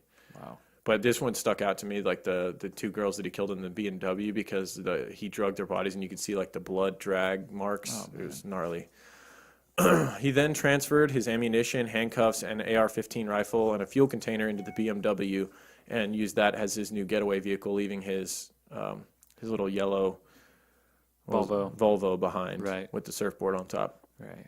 The people that were killed at the toll booth, they were Mary Nixon, Russell Pollard, Helen Salzman, as well as Graham Salzman. Another car then came towards the toll booth, and Bryant shot at it. The driver, Graham Sutherland, was hit with glass. The second bullet hit the driver's door. The car quickly reversed back up the road. Bryant then got in the BMW, having left behind a number of items in his Volvo, including a shotgun and hundreds of rounds of ammunition. God, it's a good thing you didn't bring the shotgun, man. Yeah, Jeez, especially all those close quarters. right. I know it is kind of crazy that he wouldn't use that in the diner. Well, I guess it depends. If it's like a double barrel, that's not going to do a whole lot of damage. I guess you'd rather have a 30-round clip if... I think he You're did right. enough damage with what he used. That's for Oh, damn yeah, sure. he did. So then he continues his reign of terror. He makes his way to a service gas station where Graham Sutherland, the guy that he had shot up, had just been at the toll booth and shot at by Bryant. He reversed back up the road, and then he went to that gas station, which Bryant followed right to the gas station where Right. this guy was at. He drove up and cut off a white Toyota Corolla that was attempting to exit onto the highway. Glenn Pierce was driving the car with Zoe Hall in the passenger seat. Bryant quickly exited the car with his rifle in hand and tried to pull Miss Hall from the car. Mr. Pierce got out of the car and approached Bryant. Bryant then pointed the gun at Pierce and pushed him backwards, eventually directing him into the now open trunk of his car. Right. Or boot. This is strange to me. Like this is the guy that he chooses to abduct as a hostage. Again, I think it's just timing. I think he was just looking to take a hostage at this time, and he just happened to be perfect. I don't know. I just feel like if you have a choice of a couple, you're going to take the female. People I just feel like people value like an innocent woman more than like the dude. He ends up walking over and to the passenger seat and shooting the Miss Hall and killing her in the passenger seat of the car. Yeah. But he puts Mr. Pierce into his trunk and keeps him as a hostage. And like we've said countless times, he's not thinking logically here. He's just going off the cuff Yeah, here. it's just- he's probably surprised he's still alive. Mm-hmm. Honestly. Many people around the gas station saw this and ran into a nearby bush. The service station attendant told everyone to lie down where he locked the main doors. He grabbed his rifle. This is one moment where it could have been stopped, where someone actually had a gun. The service station attendant grabbed his rifle, had it loaded, but Bryant seemed to be in a hurry to get back to the Seascape at this point. Yeah, I think he had his ammo and stuff stashed there. Right. Prospectively. Yep. I think he did. So Yeah. it's like I got to get back to my checkpoint. Probably running low on ammo right now. Don't know how many clips he brought. Yeah. Even though he brought that huge ass bag, you'd think he'd have plenty. Mm-hmm. Unless he unloaded a lot of it at the Seascape. And how much time does he have to sit around reloading and all that Seaside, stuff? whatever. Bryant was back in his car and gone before the gas station attendant could do anything. A police officer arrived several minutes later and went in the direction of Bryant after the people at the gas station told him what had gone on.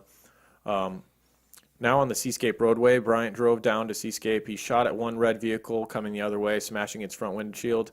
Upon arriving at Seascape, he got out of his car.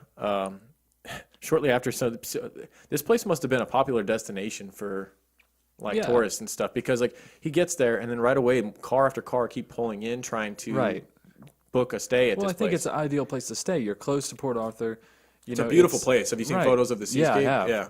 Yeah, it's amazing. It would probably be a much better experience than just staying at a hotel where most tourists stay. You get to B&B, you get to stay with locals. Right. You get a better experience. Yeah. So he gets there, and a Frontera four-wheel drive vehicle approaches the Seascape along the road. They see Bryant with his gun, but they believed he was out rabbit hunting and actually slowed down as they passed him. Bryant fired into the car, breaking the windows. One bullet hit the driver, Linda White, in the arm. The car was able to back out and roll down the hill slightly around the corner to where they are out of sight of Bryant. The driver then swapped seats with her boyfriend, who attempted to drive the car but was unable to because one of the shots that Bryant had fired had broken the throttle cable. So they're kind of stranded there. What? on the property trying to I get did out not of know there. about that. Yeah, it's crazy. That sucks. What At are that the chances? At that point, they luckily had another car pull into the Seascape Road Yeah. carrying 4 people. Bryant shot at the car, smashing the windshield. Douglas Horner was wounded by shrapnel in the shattered windshield. The car proceeded ahead where Mrs. White and her boyfriend tried to get in. So the car that's stranded with the couple that had been shot at already are sitting there, and then this car with 4 people gets shot at, and they're trying to leave the property as well. Right. And the couple's able to convince them to let them get in the car with this group of 4 people. Right. Where they then head off and they go to a local establishment called the Fox and Hound, a bar, and they called the police from there. Oh, there's a Fox and Hound in Charlotte. Yeah, so nice. So now they're starting to. The police are now getting aware of the fact that there's something else going on, Right. aside from the main scene where all the killing had gone on. Right. They're hearing reports of shootings at the toll booth and at a gas station, and now at a Seascape. They're There's kind of following the trail here, the breadcrumb trail Yeah. that's left. Yeah, so yet another car drives past Bryant, and Bryant shoots at it, hitting the driver in the hand. Bryant also fired at a car, hitting it but not injuring anyone. So he's standing on the property shooting at people driving down the highway at this point. Well, he's been doing that his whole life. Yeah. He's a beast at that. Yeah. So Bryant then gets back in the BMW, drives down to the driveway of the house, the Seascape. Sometime after he stopped, Bryant removed Mr. Pierce from the trunk and handcuffed him to a stair rail within the house. So this is where a big standoff is going to happen. Mm-hmm. At some point, he also set the BMW on fire with fuel. So he's not really doing a good job of concealing the fact that he's here. He's like shooting at everyone driving by. Right. He sets a car on fire outside. I'll set a fire so they could find me. Right. Now, this is believed to be around 2 p.m. that he sets the car on fire. At 1:30 p.m., the only 2 police officers in the area had received a radio message to attend the Port Arthur and would be on the lookout for a yellow Volvo. On the way, they were informed to look out for a BMW, and eventually they were informed the people at the Fox and Hound who had been shot. So they make their way, and they arrive at 2 p.m. at the Seascape and could see the BMW on fire out front. Right. Now this begins the standoff, and so Bryant's inside the Seascape, and he starts shooting at these 2 guys. It's just 2 of them, and they're kind of pinned down, like they get stuck behind like a bale of hay or something on the side of like in a ditch on the property, and he's firing at them. And every time they would try to escape, he would shoot at them more, and he had them pinned down. Right. Yeah. And this is another strange moment. So around 2:10 p.m., the Seascape gets a phone call, and it's from a woman at the ABC network. She'd been randomly calling local businesses trying to receive information about what was going on. Right. And Brian picks up the phone. Right. Brian picks up the phone. Oh, yeah, I don't know. I haven't seen him.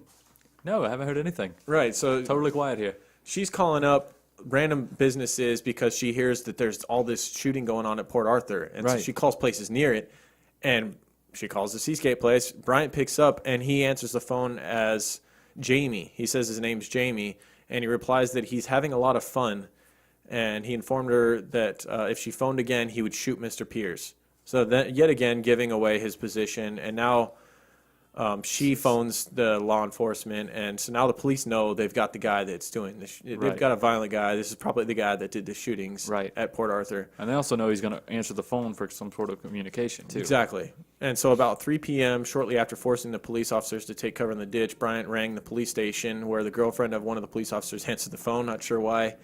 I guess all the police were out at Port Arthur, and like back at the police station, they left the girl there, like the girlfriend, to answer the phone. That's weird. Yeah, Bryant asked her who she was and if she knew where her husband was. He also told her that his name was Jamie. Now, it took a while. Apparently, a team of special operations didn't really appear at the house until 9 p.m. Right. They also didn't know how many hostages he had. Right. You know, so But he kind of damn, had that 9 in his p.m.? advantage. They mean, didn't know who all was in there. this you is know? 3 And he's p.m. threatening to shoot hostages, and they're like, well, you know, how many people are in there still alive? Yeah, They don't know. yeah. They have no clue. So at around 9 p.m., a team of the Special Operations Group of Tasmania Police had arrived and were eventually able to assist in removing the policemen from the ditch to safety. Those dudes had a long 6 to 7 hours of being Golly. pinned down. They used riot shields and bulletproof jackets to get the 2 out of there.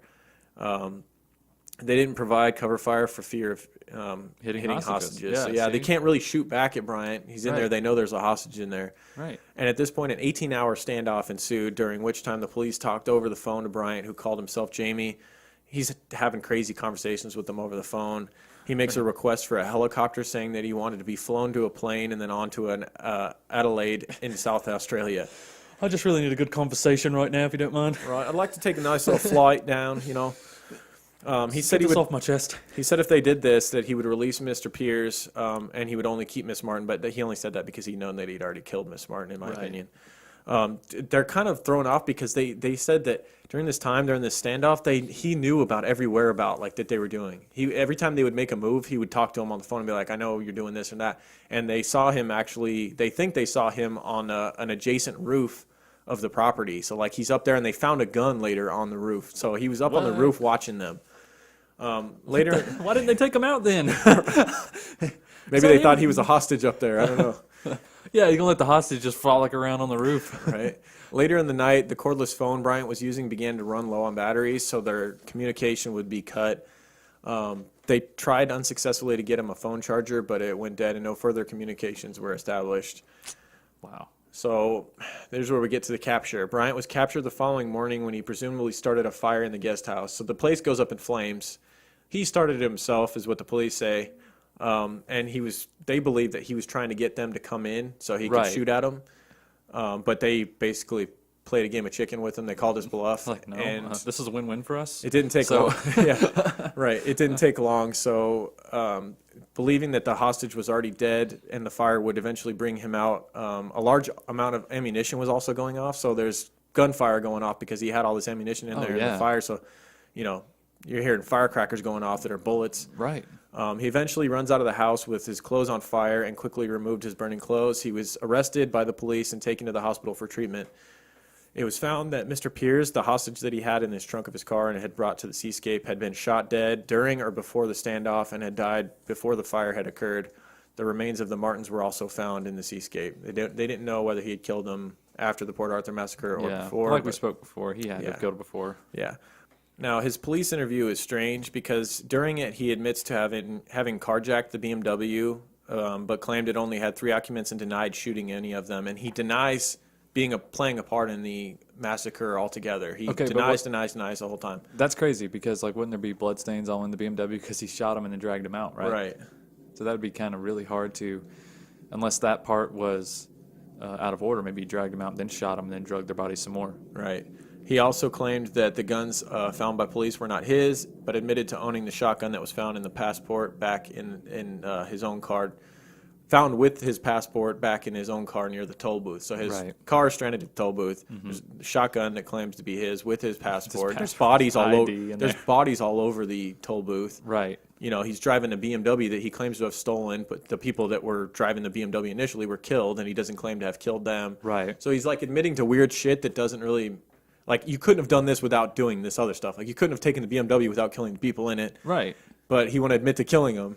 So it's this weird standoff. He initially pled not guilty to the 35 murders, but after a while and pressure to get a new attorney and all, it's weirdness. But he eventually pleads guilty later on. It took 6 months and a new lawyer. He would end up pleading guilty. And then there was that. Is a source of a lot of the conspiracy because with that plea, that guilty plea, there was he didn't end up giving a full confession to what he had done. Right. They didn't use any of the DNA to prove it was him. They didn't, all that shit went out the window. Didn't they also there was no real trial to prove that he did it. It was just okay, he pleaded guilty, he did it. And didn't they also confirm that the shooter was right-handed and he was left-handed or vice versa? They said that the shootings proved that he was shooting from the right hip and yet he was left-handed. Yeah, and when he So demonstrated... during the interviews, they were asking him, how did you do it? And he was like, I shot like that. He was showing them how he shot, but But it was wrong. Didn't say that he killed him. It didn't match up to the way that it would have been done, right? Yeah. According to trajectory and all that stuff. I don't know. I feel like there's a lot of leeway there. Yeah. But it was his demeanor, though, when he was describing this stuff. Go check out these videos if you guys have time. Look up they're very short. They're on YouTube. Yeah. And he's describing this stuff. You can barely hear him. I might try to put some of this dialogue in there if I can bring the volume up a little bit. Yeah. But it's it just sounds, it's so crazy. He's laughing and smiling, and he's like, well, you guys wouldn't have much of a job if people didn't do this, huh? Right. And they're like, well, I guess we wouldn't, Martin. Right. You asshole. Very strange. Very strange. Yeah, very strange. Well, he would end up being found guilty on all charges and was given 35 light sentences for the 35 murders. That was the total of people that he ended up killing. Obviously, he maimed a lot more. Plus, he received an additional 1,035 years in Hobart's Risdon prison as an accumulative penalty for various charges, including attempted murders and grievously bodily harm and shooting at and injuring numerous people. So basically, they locked him away, threw away the key, and said, "You're never getting out. There's no chance of parole. Right. You'll never be heard from again," type of thing. Right. I think that was the right move here. Yes, and they don't have the death penalty there, so it was what they could do. Yeah, I think this was the right move. They here. threw everything they could at him. It would end up being the deadliest mass shooting in Australian history.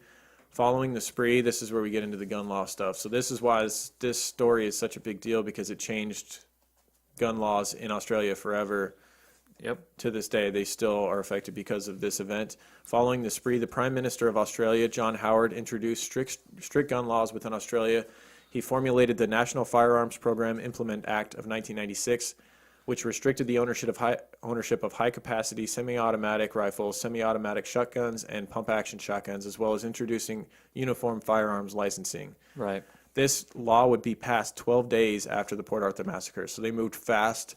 Some believe that this a little too fast. Some believe that the laws were already written up Yeah. in preparation for this event. That's what I'm saying. That's kind of weird. And there's a lot of weird quotes that were said by gun rights political activists leading up to this event, saying that there was going to be a massacre at Port Arthur if gun laws weren't people, changed. Yeah. They were saying, they were talking about, there's going to be an anti-gun event in rights. Tasmania. I said gun rights activists, Yeah. I meant anti-gun. Yeah, anti-gun people. Yeah.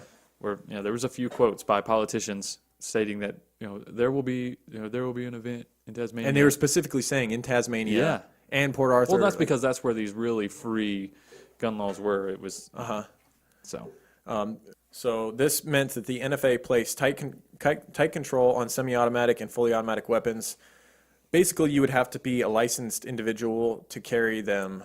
So, I'm guessing some kind of law enforcement, or have a purpose other than personal protection. Right. So you couldn't own these semi-automatic weapons anymore unless you had a reason to do so, which was more than just I want to go out and shoot it. Right. They also established a temporary buyback for these weapons that they banned. This was quite successful, I guess, if you're an anti-gun Well, because person. you weren't allowed to have them anymore. So it's give them up and we'll give you money, or you have them illegally. That's your two options. They were buying back the ones that they had outlawed, unless you had a specific license for it. So they ended up buying back over 650,000 firearms, which costed about $230 million, which was actually paid for in taxes. Oh, my God. It's so sad. There's pictures of the So people sold their truckloads. guns back, but they were paying in taxes to, it was their own money pretty much. There's pictures of just dump truckloads of guns just being destroyed. I'm like, Right? Ship them to America. ship them to America. Ship them to America, man. We'll put them things to use. Yeah, so the law created a national firearm registry as well, a 28-day waiting period for firearm sales. So like normal guns, Right. Not semi-automatic weapons, but like handguns and stuff like that, it became much tighter and harder to buy those as well. So like I said in a prior episode, they don't have guns, they do, but it's much harder to get one than it is here. You have to be on a 28-day waiting period, and it tightened the licensing rules as well. Like you couldn't possess a firearm if you were... Yeah, but most states have waived that 28-day cooling off period. Have they? Yeah. So people have been able to gotten a little easier gather over time. quite a few guns. Collections are growing back. Gun ownership is getting back where it was. Okay. But they still have to be licensed people. Right. So. Yeah. And you have to be over the age of 12. Owners must be at least 18 years of age, have secure storage for their firearms, and provide a genuine reason for doing so. So, I mean, I think most of those laws are reasonable when it comes to the change. And since then, they evaluate a mass shooting as 5 or more casualties, and there hasn't been a single one since Port Arthur in '96. So you could look at it from their side and say this has been successful. Right. Would there have been more had they not changed things? We'll never know. Yeah. But on paper, it looks good, I suppose. I feel like this is a perfect storm though with was. Martin Bryant. I don't feel like this is a gun law really scenario here. Because It's a mental health thing. obviously people weren't walking around with a shit ton of guns, or somebody would have shot his ass. Right. I mean, nobody was armed at Port Arthur. So I don't think guns were a real you had issue arms- at the time. I think somebody just wanted them to be an issue. And that's kind of where some of the conspiracy stuff comes up. I seem to have a bit of an issue with the way that place was being ran, especially that day in particular. You have one guy who's not typically your head But of security. when you're playing- short-staffed, you're short-staffed, though. I mean, you got to do what you got to do. And it's particularly a pleasant, peaceful area. Yeah. You know, you're not... But if you had 1 to 2 armed guards on duty, it probably would have saved a ton of lives. Yeah. Yeah, absolutely.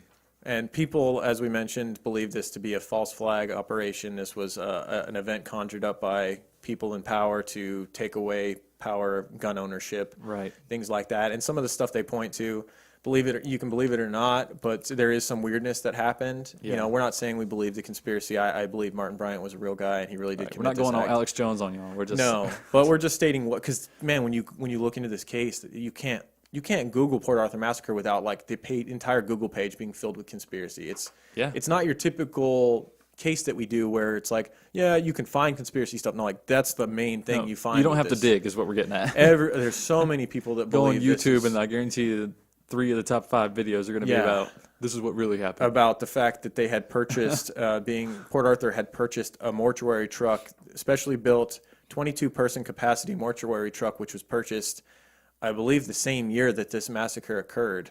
Right? Was it 96 that it was bought? I believe and then so. they sold it in 99. They had like an advertisement like in the paper, like you can buy this truck. Yeah, and they it's- converted it to be something else. Well, they also were saying in the advertisement, they were saying that there's value in it, that it could be used for reenactments of the Port Arthur Massacre because it was on site during it, and it was creepy for that sure. was creepy. They're probably trying to sell it as like an artifact almost, Right. More so than anything. Also, it is believed that just before the shootings, 2 policemen were called out of the area and called away on a wild goose chase that sent them to a coal mine at Saltwater River to investigate a heroin drug stash, which turned out to be soap powder. Who's got that much soap powder? So I mean, I don't know. I don't know that that's true because I wasn't there. I don't Right. work for the police force. I don't know if someone made that up and then just put it on the internet and then it blew Yeah. up. It could be true. I don't know, but we're just stating some things that are out there. Also, there's a lot of talk about this convention for the medical staff. They were sent away like right around this time, and they got out of training just as this massacre was happening. So like they were ready to be on. Right. They were trained on trauma like the day of it. Yeah, pretty much. The day of this event. Pretty much, yeah. So it was just a lot of these things were all too convenient. The fact that they were understaffed and like a lot of their main people that worked at Port Arthur that day were sent away on some training thing. Right. It's just there's some weirdness, but I don't know how much of it is true. Like I said, And there's I'm also not going to fly to Australia and interview people. No, and there's also a lot of things. There's an article in the Daily Telegraph. If you you can Google Martin Bryant now or something like that, and you can see him in prison. He's actually 160 kilograms, which is like 350 pounds. Oh wow! Yeah, he's a pretty heavy guy now. Not the attractive surfer dude he was back in the day. Right. But Well, bro, he can't surf anymore. it's funny. There's like surf prison anymore, now. man. He can't stay in shape. But it's funny to hear the different takes on him. It's funny because like the officers or the prison guards, they like to think that one prison guard was noted as saying that the lights are off, but somebody's home. So the opposite of what you would normally say, like he plays dumb all the time, but he's actually quite cunning. But then like if you talk to prisoners, there's one prisoner that's like, no, this guy's an idiot. Right. Like there's no way. It's almost hard to believe that he could have done this Because he's too dumb. because he's too dumb. Yeah, he's like he's quoted. He said He's he using the acts mashed normal. potatoes as hair gel, bro. It's Like he's dumb. He acts normal. He doesn't have any hair, by the way. All his hair fucking fell out too. It says he acts normal, he walks normally, and holds himself normally. But when he opens his mouth, there's just nothing there. That's a quote from one of his inmates. So it's just interesting to hear the two different takes. Like Right. the inmates are like, no fucking way. But then people who are part of the jail system and the government system are like, oh yeah, he's cunning. He's real cunning. He could have definitely done it. Yeah. He's just playing dumb. And then there's pictures of him trying to kick a freaking rugby ball around in the thing, and he can't even kick it. Yeah. Like, it's funny. It's like the guard's just looking at him, and he's like, look at him over there, kicking that ball, trying to hit it in the basket, just like he shot all those people in the head. And Martin's over there like, ugh. damn it, so close. Right. like it's just a very playful thing. Like he's still just a kid. You know, it's like they think he's got this deep thought process going on, Yeah. and he's just It's sad that he was able to create such havoc, and he was able to kill so many people and end so many lives and like devastate an entire area and like hundreds of lives, if not thousands. And yet, yeah. And he's still very violent. There's arguments. He's very separated still. There's arguments to be made for both sides. Like, if you didn't have guns, someone like this couldn't do that. But then there's arguments where it's like, if one person on that property had a gun, they could have stopped him. You know, they could have. Yeah, you can go either way. Part of the problem that he was able to just walk around the property nilly-willy, carrying a gun and just shooting people in the parking lot, shooting people in the diner, shooting people along the path to the toll booth, shooting people at the toll booth, going to a gas station. It's like, can anyone stop this guy? Right. And then anyone. Standoff that lasted hours. Yeah. Yeah, it's crazy.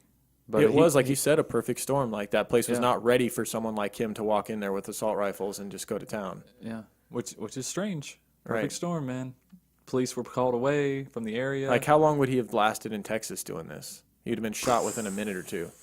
In the diner, some dude would have pulled out a gun and... Damn security guard probably would have shot him for parking in the wrong place. Right. Hey, fella, you ain't from around here, are you, partner? Where'd I tell you to park, motherfucker? What you got in that bag there, boy? In that bag. All right, we're going off the rails. Crazy story. There's a lot of speculation, a lot of conspiracy, but it changed the area, it changed the country, it changed gun laws in Australia forever. Honestly, it's affected the world. Yeah, it has, because now people look to this as like an example of like, well, if you take away assault rifles from your average people, right, it cuts out these mass shootings. Right. If you do a big buyback program for all of these assault rifles, you could solve a lot of issues. Yeah. And we're not going to throw in our opinions on it because it just doesn't matter. You guys don't want to hear that, but we're just trying to tell you what happened. That's all. That's right. And that's it. That's what happened. Port Arthur Massacre. That's what happened. Is that a long enough damn episode? Is that long enough for you? We missed a week, but damn, we came back with almost 2 hours for you. Jesus Christ. Yeah. That's a long one. I got to work today, too. We recorded a day early. Oh, crap. I got a shout out. You got a birthday shout out for somebody? Yeah. All right, give it to him. We would like to wish a happy birthday to Rachel in Florida.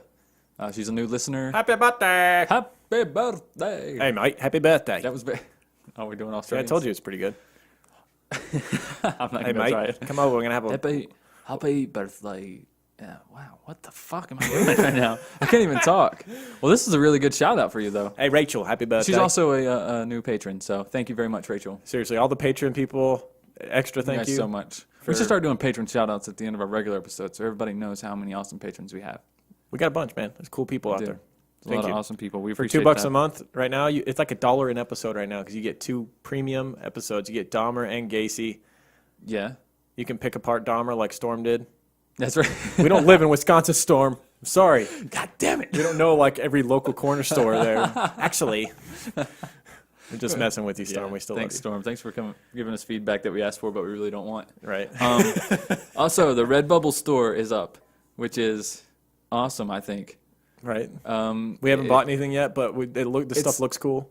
Yeah, stuff looks cool, and we've heard they ship much faster. And we've heard the merchandise is great. So like, we picked one because we've heard people say that they have really good products and it ships fast and it's easy to set up. And their store's got a bunch of different. It's got got all of our quality different stuff. You can get like iPhone cases. Yeah. I mean, you can get a clock. You can have a keep creeping iPhone case. Can you imagine that? Oh, and somebody requested that I make the Making Murder Charming iPhone cases. Oh, no, the Keep Creeping iPhone cases. So I will do that. I'll make those available. I got a bone today. to pick with Redbubble, though. Someone buys something, we get like 17 cents. It's like, they spent $54. You got 17 cents. Here you go. No, we made a little more than that. I think we made like $14 on $60 worth of stuff. It's okay. We don't have any money in it, you know. It's all profit. That's true. We just had to design They do all it. the work. They do all the work. Well, we made the designs. Yeah. So we're, I'm going to give a couple random shout outs to right, iTunes reviewers. There's too many people rating and review, and we really appreciate you guys. So we're just going to randomly pick every now and then just some people that rated and reviewed us in the last couple weeks. I'm going to say thank you to Many Palms, rated and reviewed on iTunes, 5 stars. Steph Vale, 5-star rating. Myth Randor, Alicia Misha, And we'll go one more. Beverly Cherry 87. Thank you guys. Yeah. Cherie. Thank you guys. Beverly Cherie. Beverly Cherie. Thank Yeah. you. All right. Cool. And what else we got? Bean Genius. Being Genius. Go to Bean Genius. Use the code word Creeper to get 15% off anything in the store. Coffee. They got amazing coffee there. Damn good coffee. Are we still drinking it? Hell yeah. Is this what we're having right now? Bean Genius. I love it. Delicious. Just freaking love it. I'm just going to start driving to Lawrence every day. Best part It's of like a waking up. 45-minute ride. Bean Genius in your cup. Just to get Bean We might get sued for Wow. that. He just took fold. But hold on. I got to say something else too. The Patreon, the mobile app should be good to go now. Oh, if you search us? Yeah, we had some people telling me that we couldn't find us on the mobile app. It Yeah, that was because, annoying. You'd go to Patreon and you'd type in True Crime Guys and we wouldn't come up. Yeah, but it was because I put the content as explicit. Uh-huh. But apparently I took that shit off. So you would have to go click explicit and then search us to find us. Right, you would not have to just- change your search settings. Yeah, but now you should be able to just go there, search us, and find us. Because we're not explicit at all. Fuck you. No. And, patreon.com, search True Crime Guys. You can find us. Guys. if you're Facebook, not- we hit 1,000 likes on Facebook. Hell yeah, we had 1,000 likes. I went live and thanked everybody. Yeah. We need to do I'm that gonna again. you know what? I want to do a live thing with you, even if we just do a 5-minute one right after this. Let's just Hey, do we it can real do it Friday. quick. Let's do it right now. Let's Right now? end this recording and do a quick live thing real quick. Okay. Just say hi to everybody. And Okay. because I haven't done one with you and I want to Right. do one. It's pretty cool. All right. Hold on. What else do I have to say? At True Crime Guys on pretty much all social media outlets. Instagram, Twitter. Facebook, Twitter, and you can follow me if you want to follow me, and I post something every Yeah, what are you month. at Michael True Crime Guys on? Yeah, Instagram? Michael _ True Crime Guys on Instagram. Right on. If you guys want to follow me. Follow us on Snapchat. And yeah, Snapchat. Yeah, that's fun. Yep. That's a fun avenue. Send us silly videos of you with Snapchat filters and stuff. Yeah. I love it. It just sucks because when I log in, then it knocks Lauren off, and then he logs in and it knocks me off. It's all good, dude. Come on, Snapchat. I've got like 19 Snapchats, bro. So you gotta have those down low ones. Yeah. Gotcha. I'm kidding. I don't. If you're listening, babe, I don't have them. Well, All on right. that note, On that note, we will see you guys next week. Keep creaming. keep creeping. Did I say keep creaming? Keep creeping. Keep creeping. Keep creeping.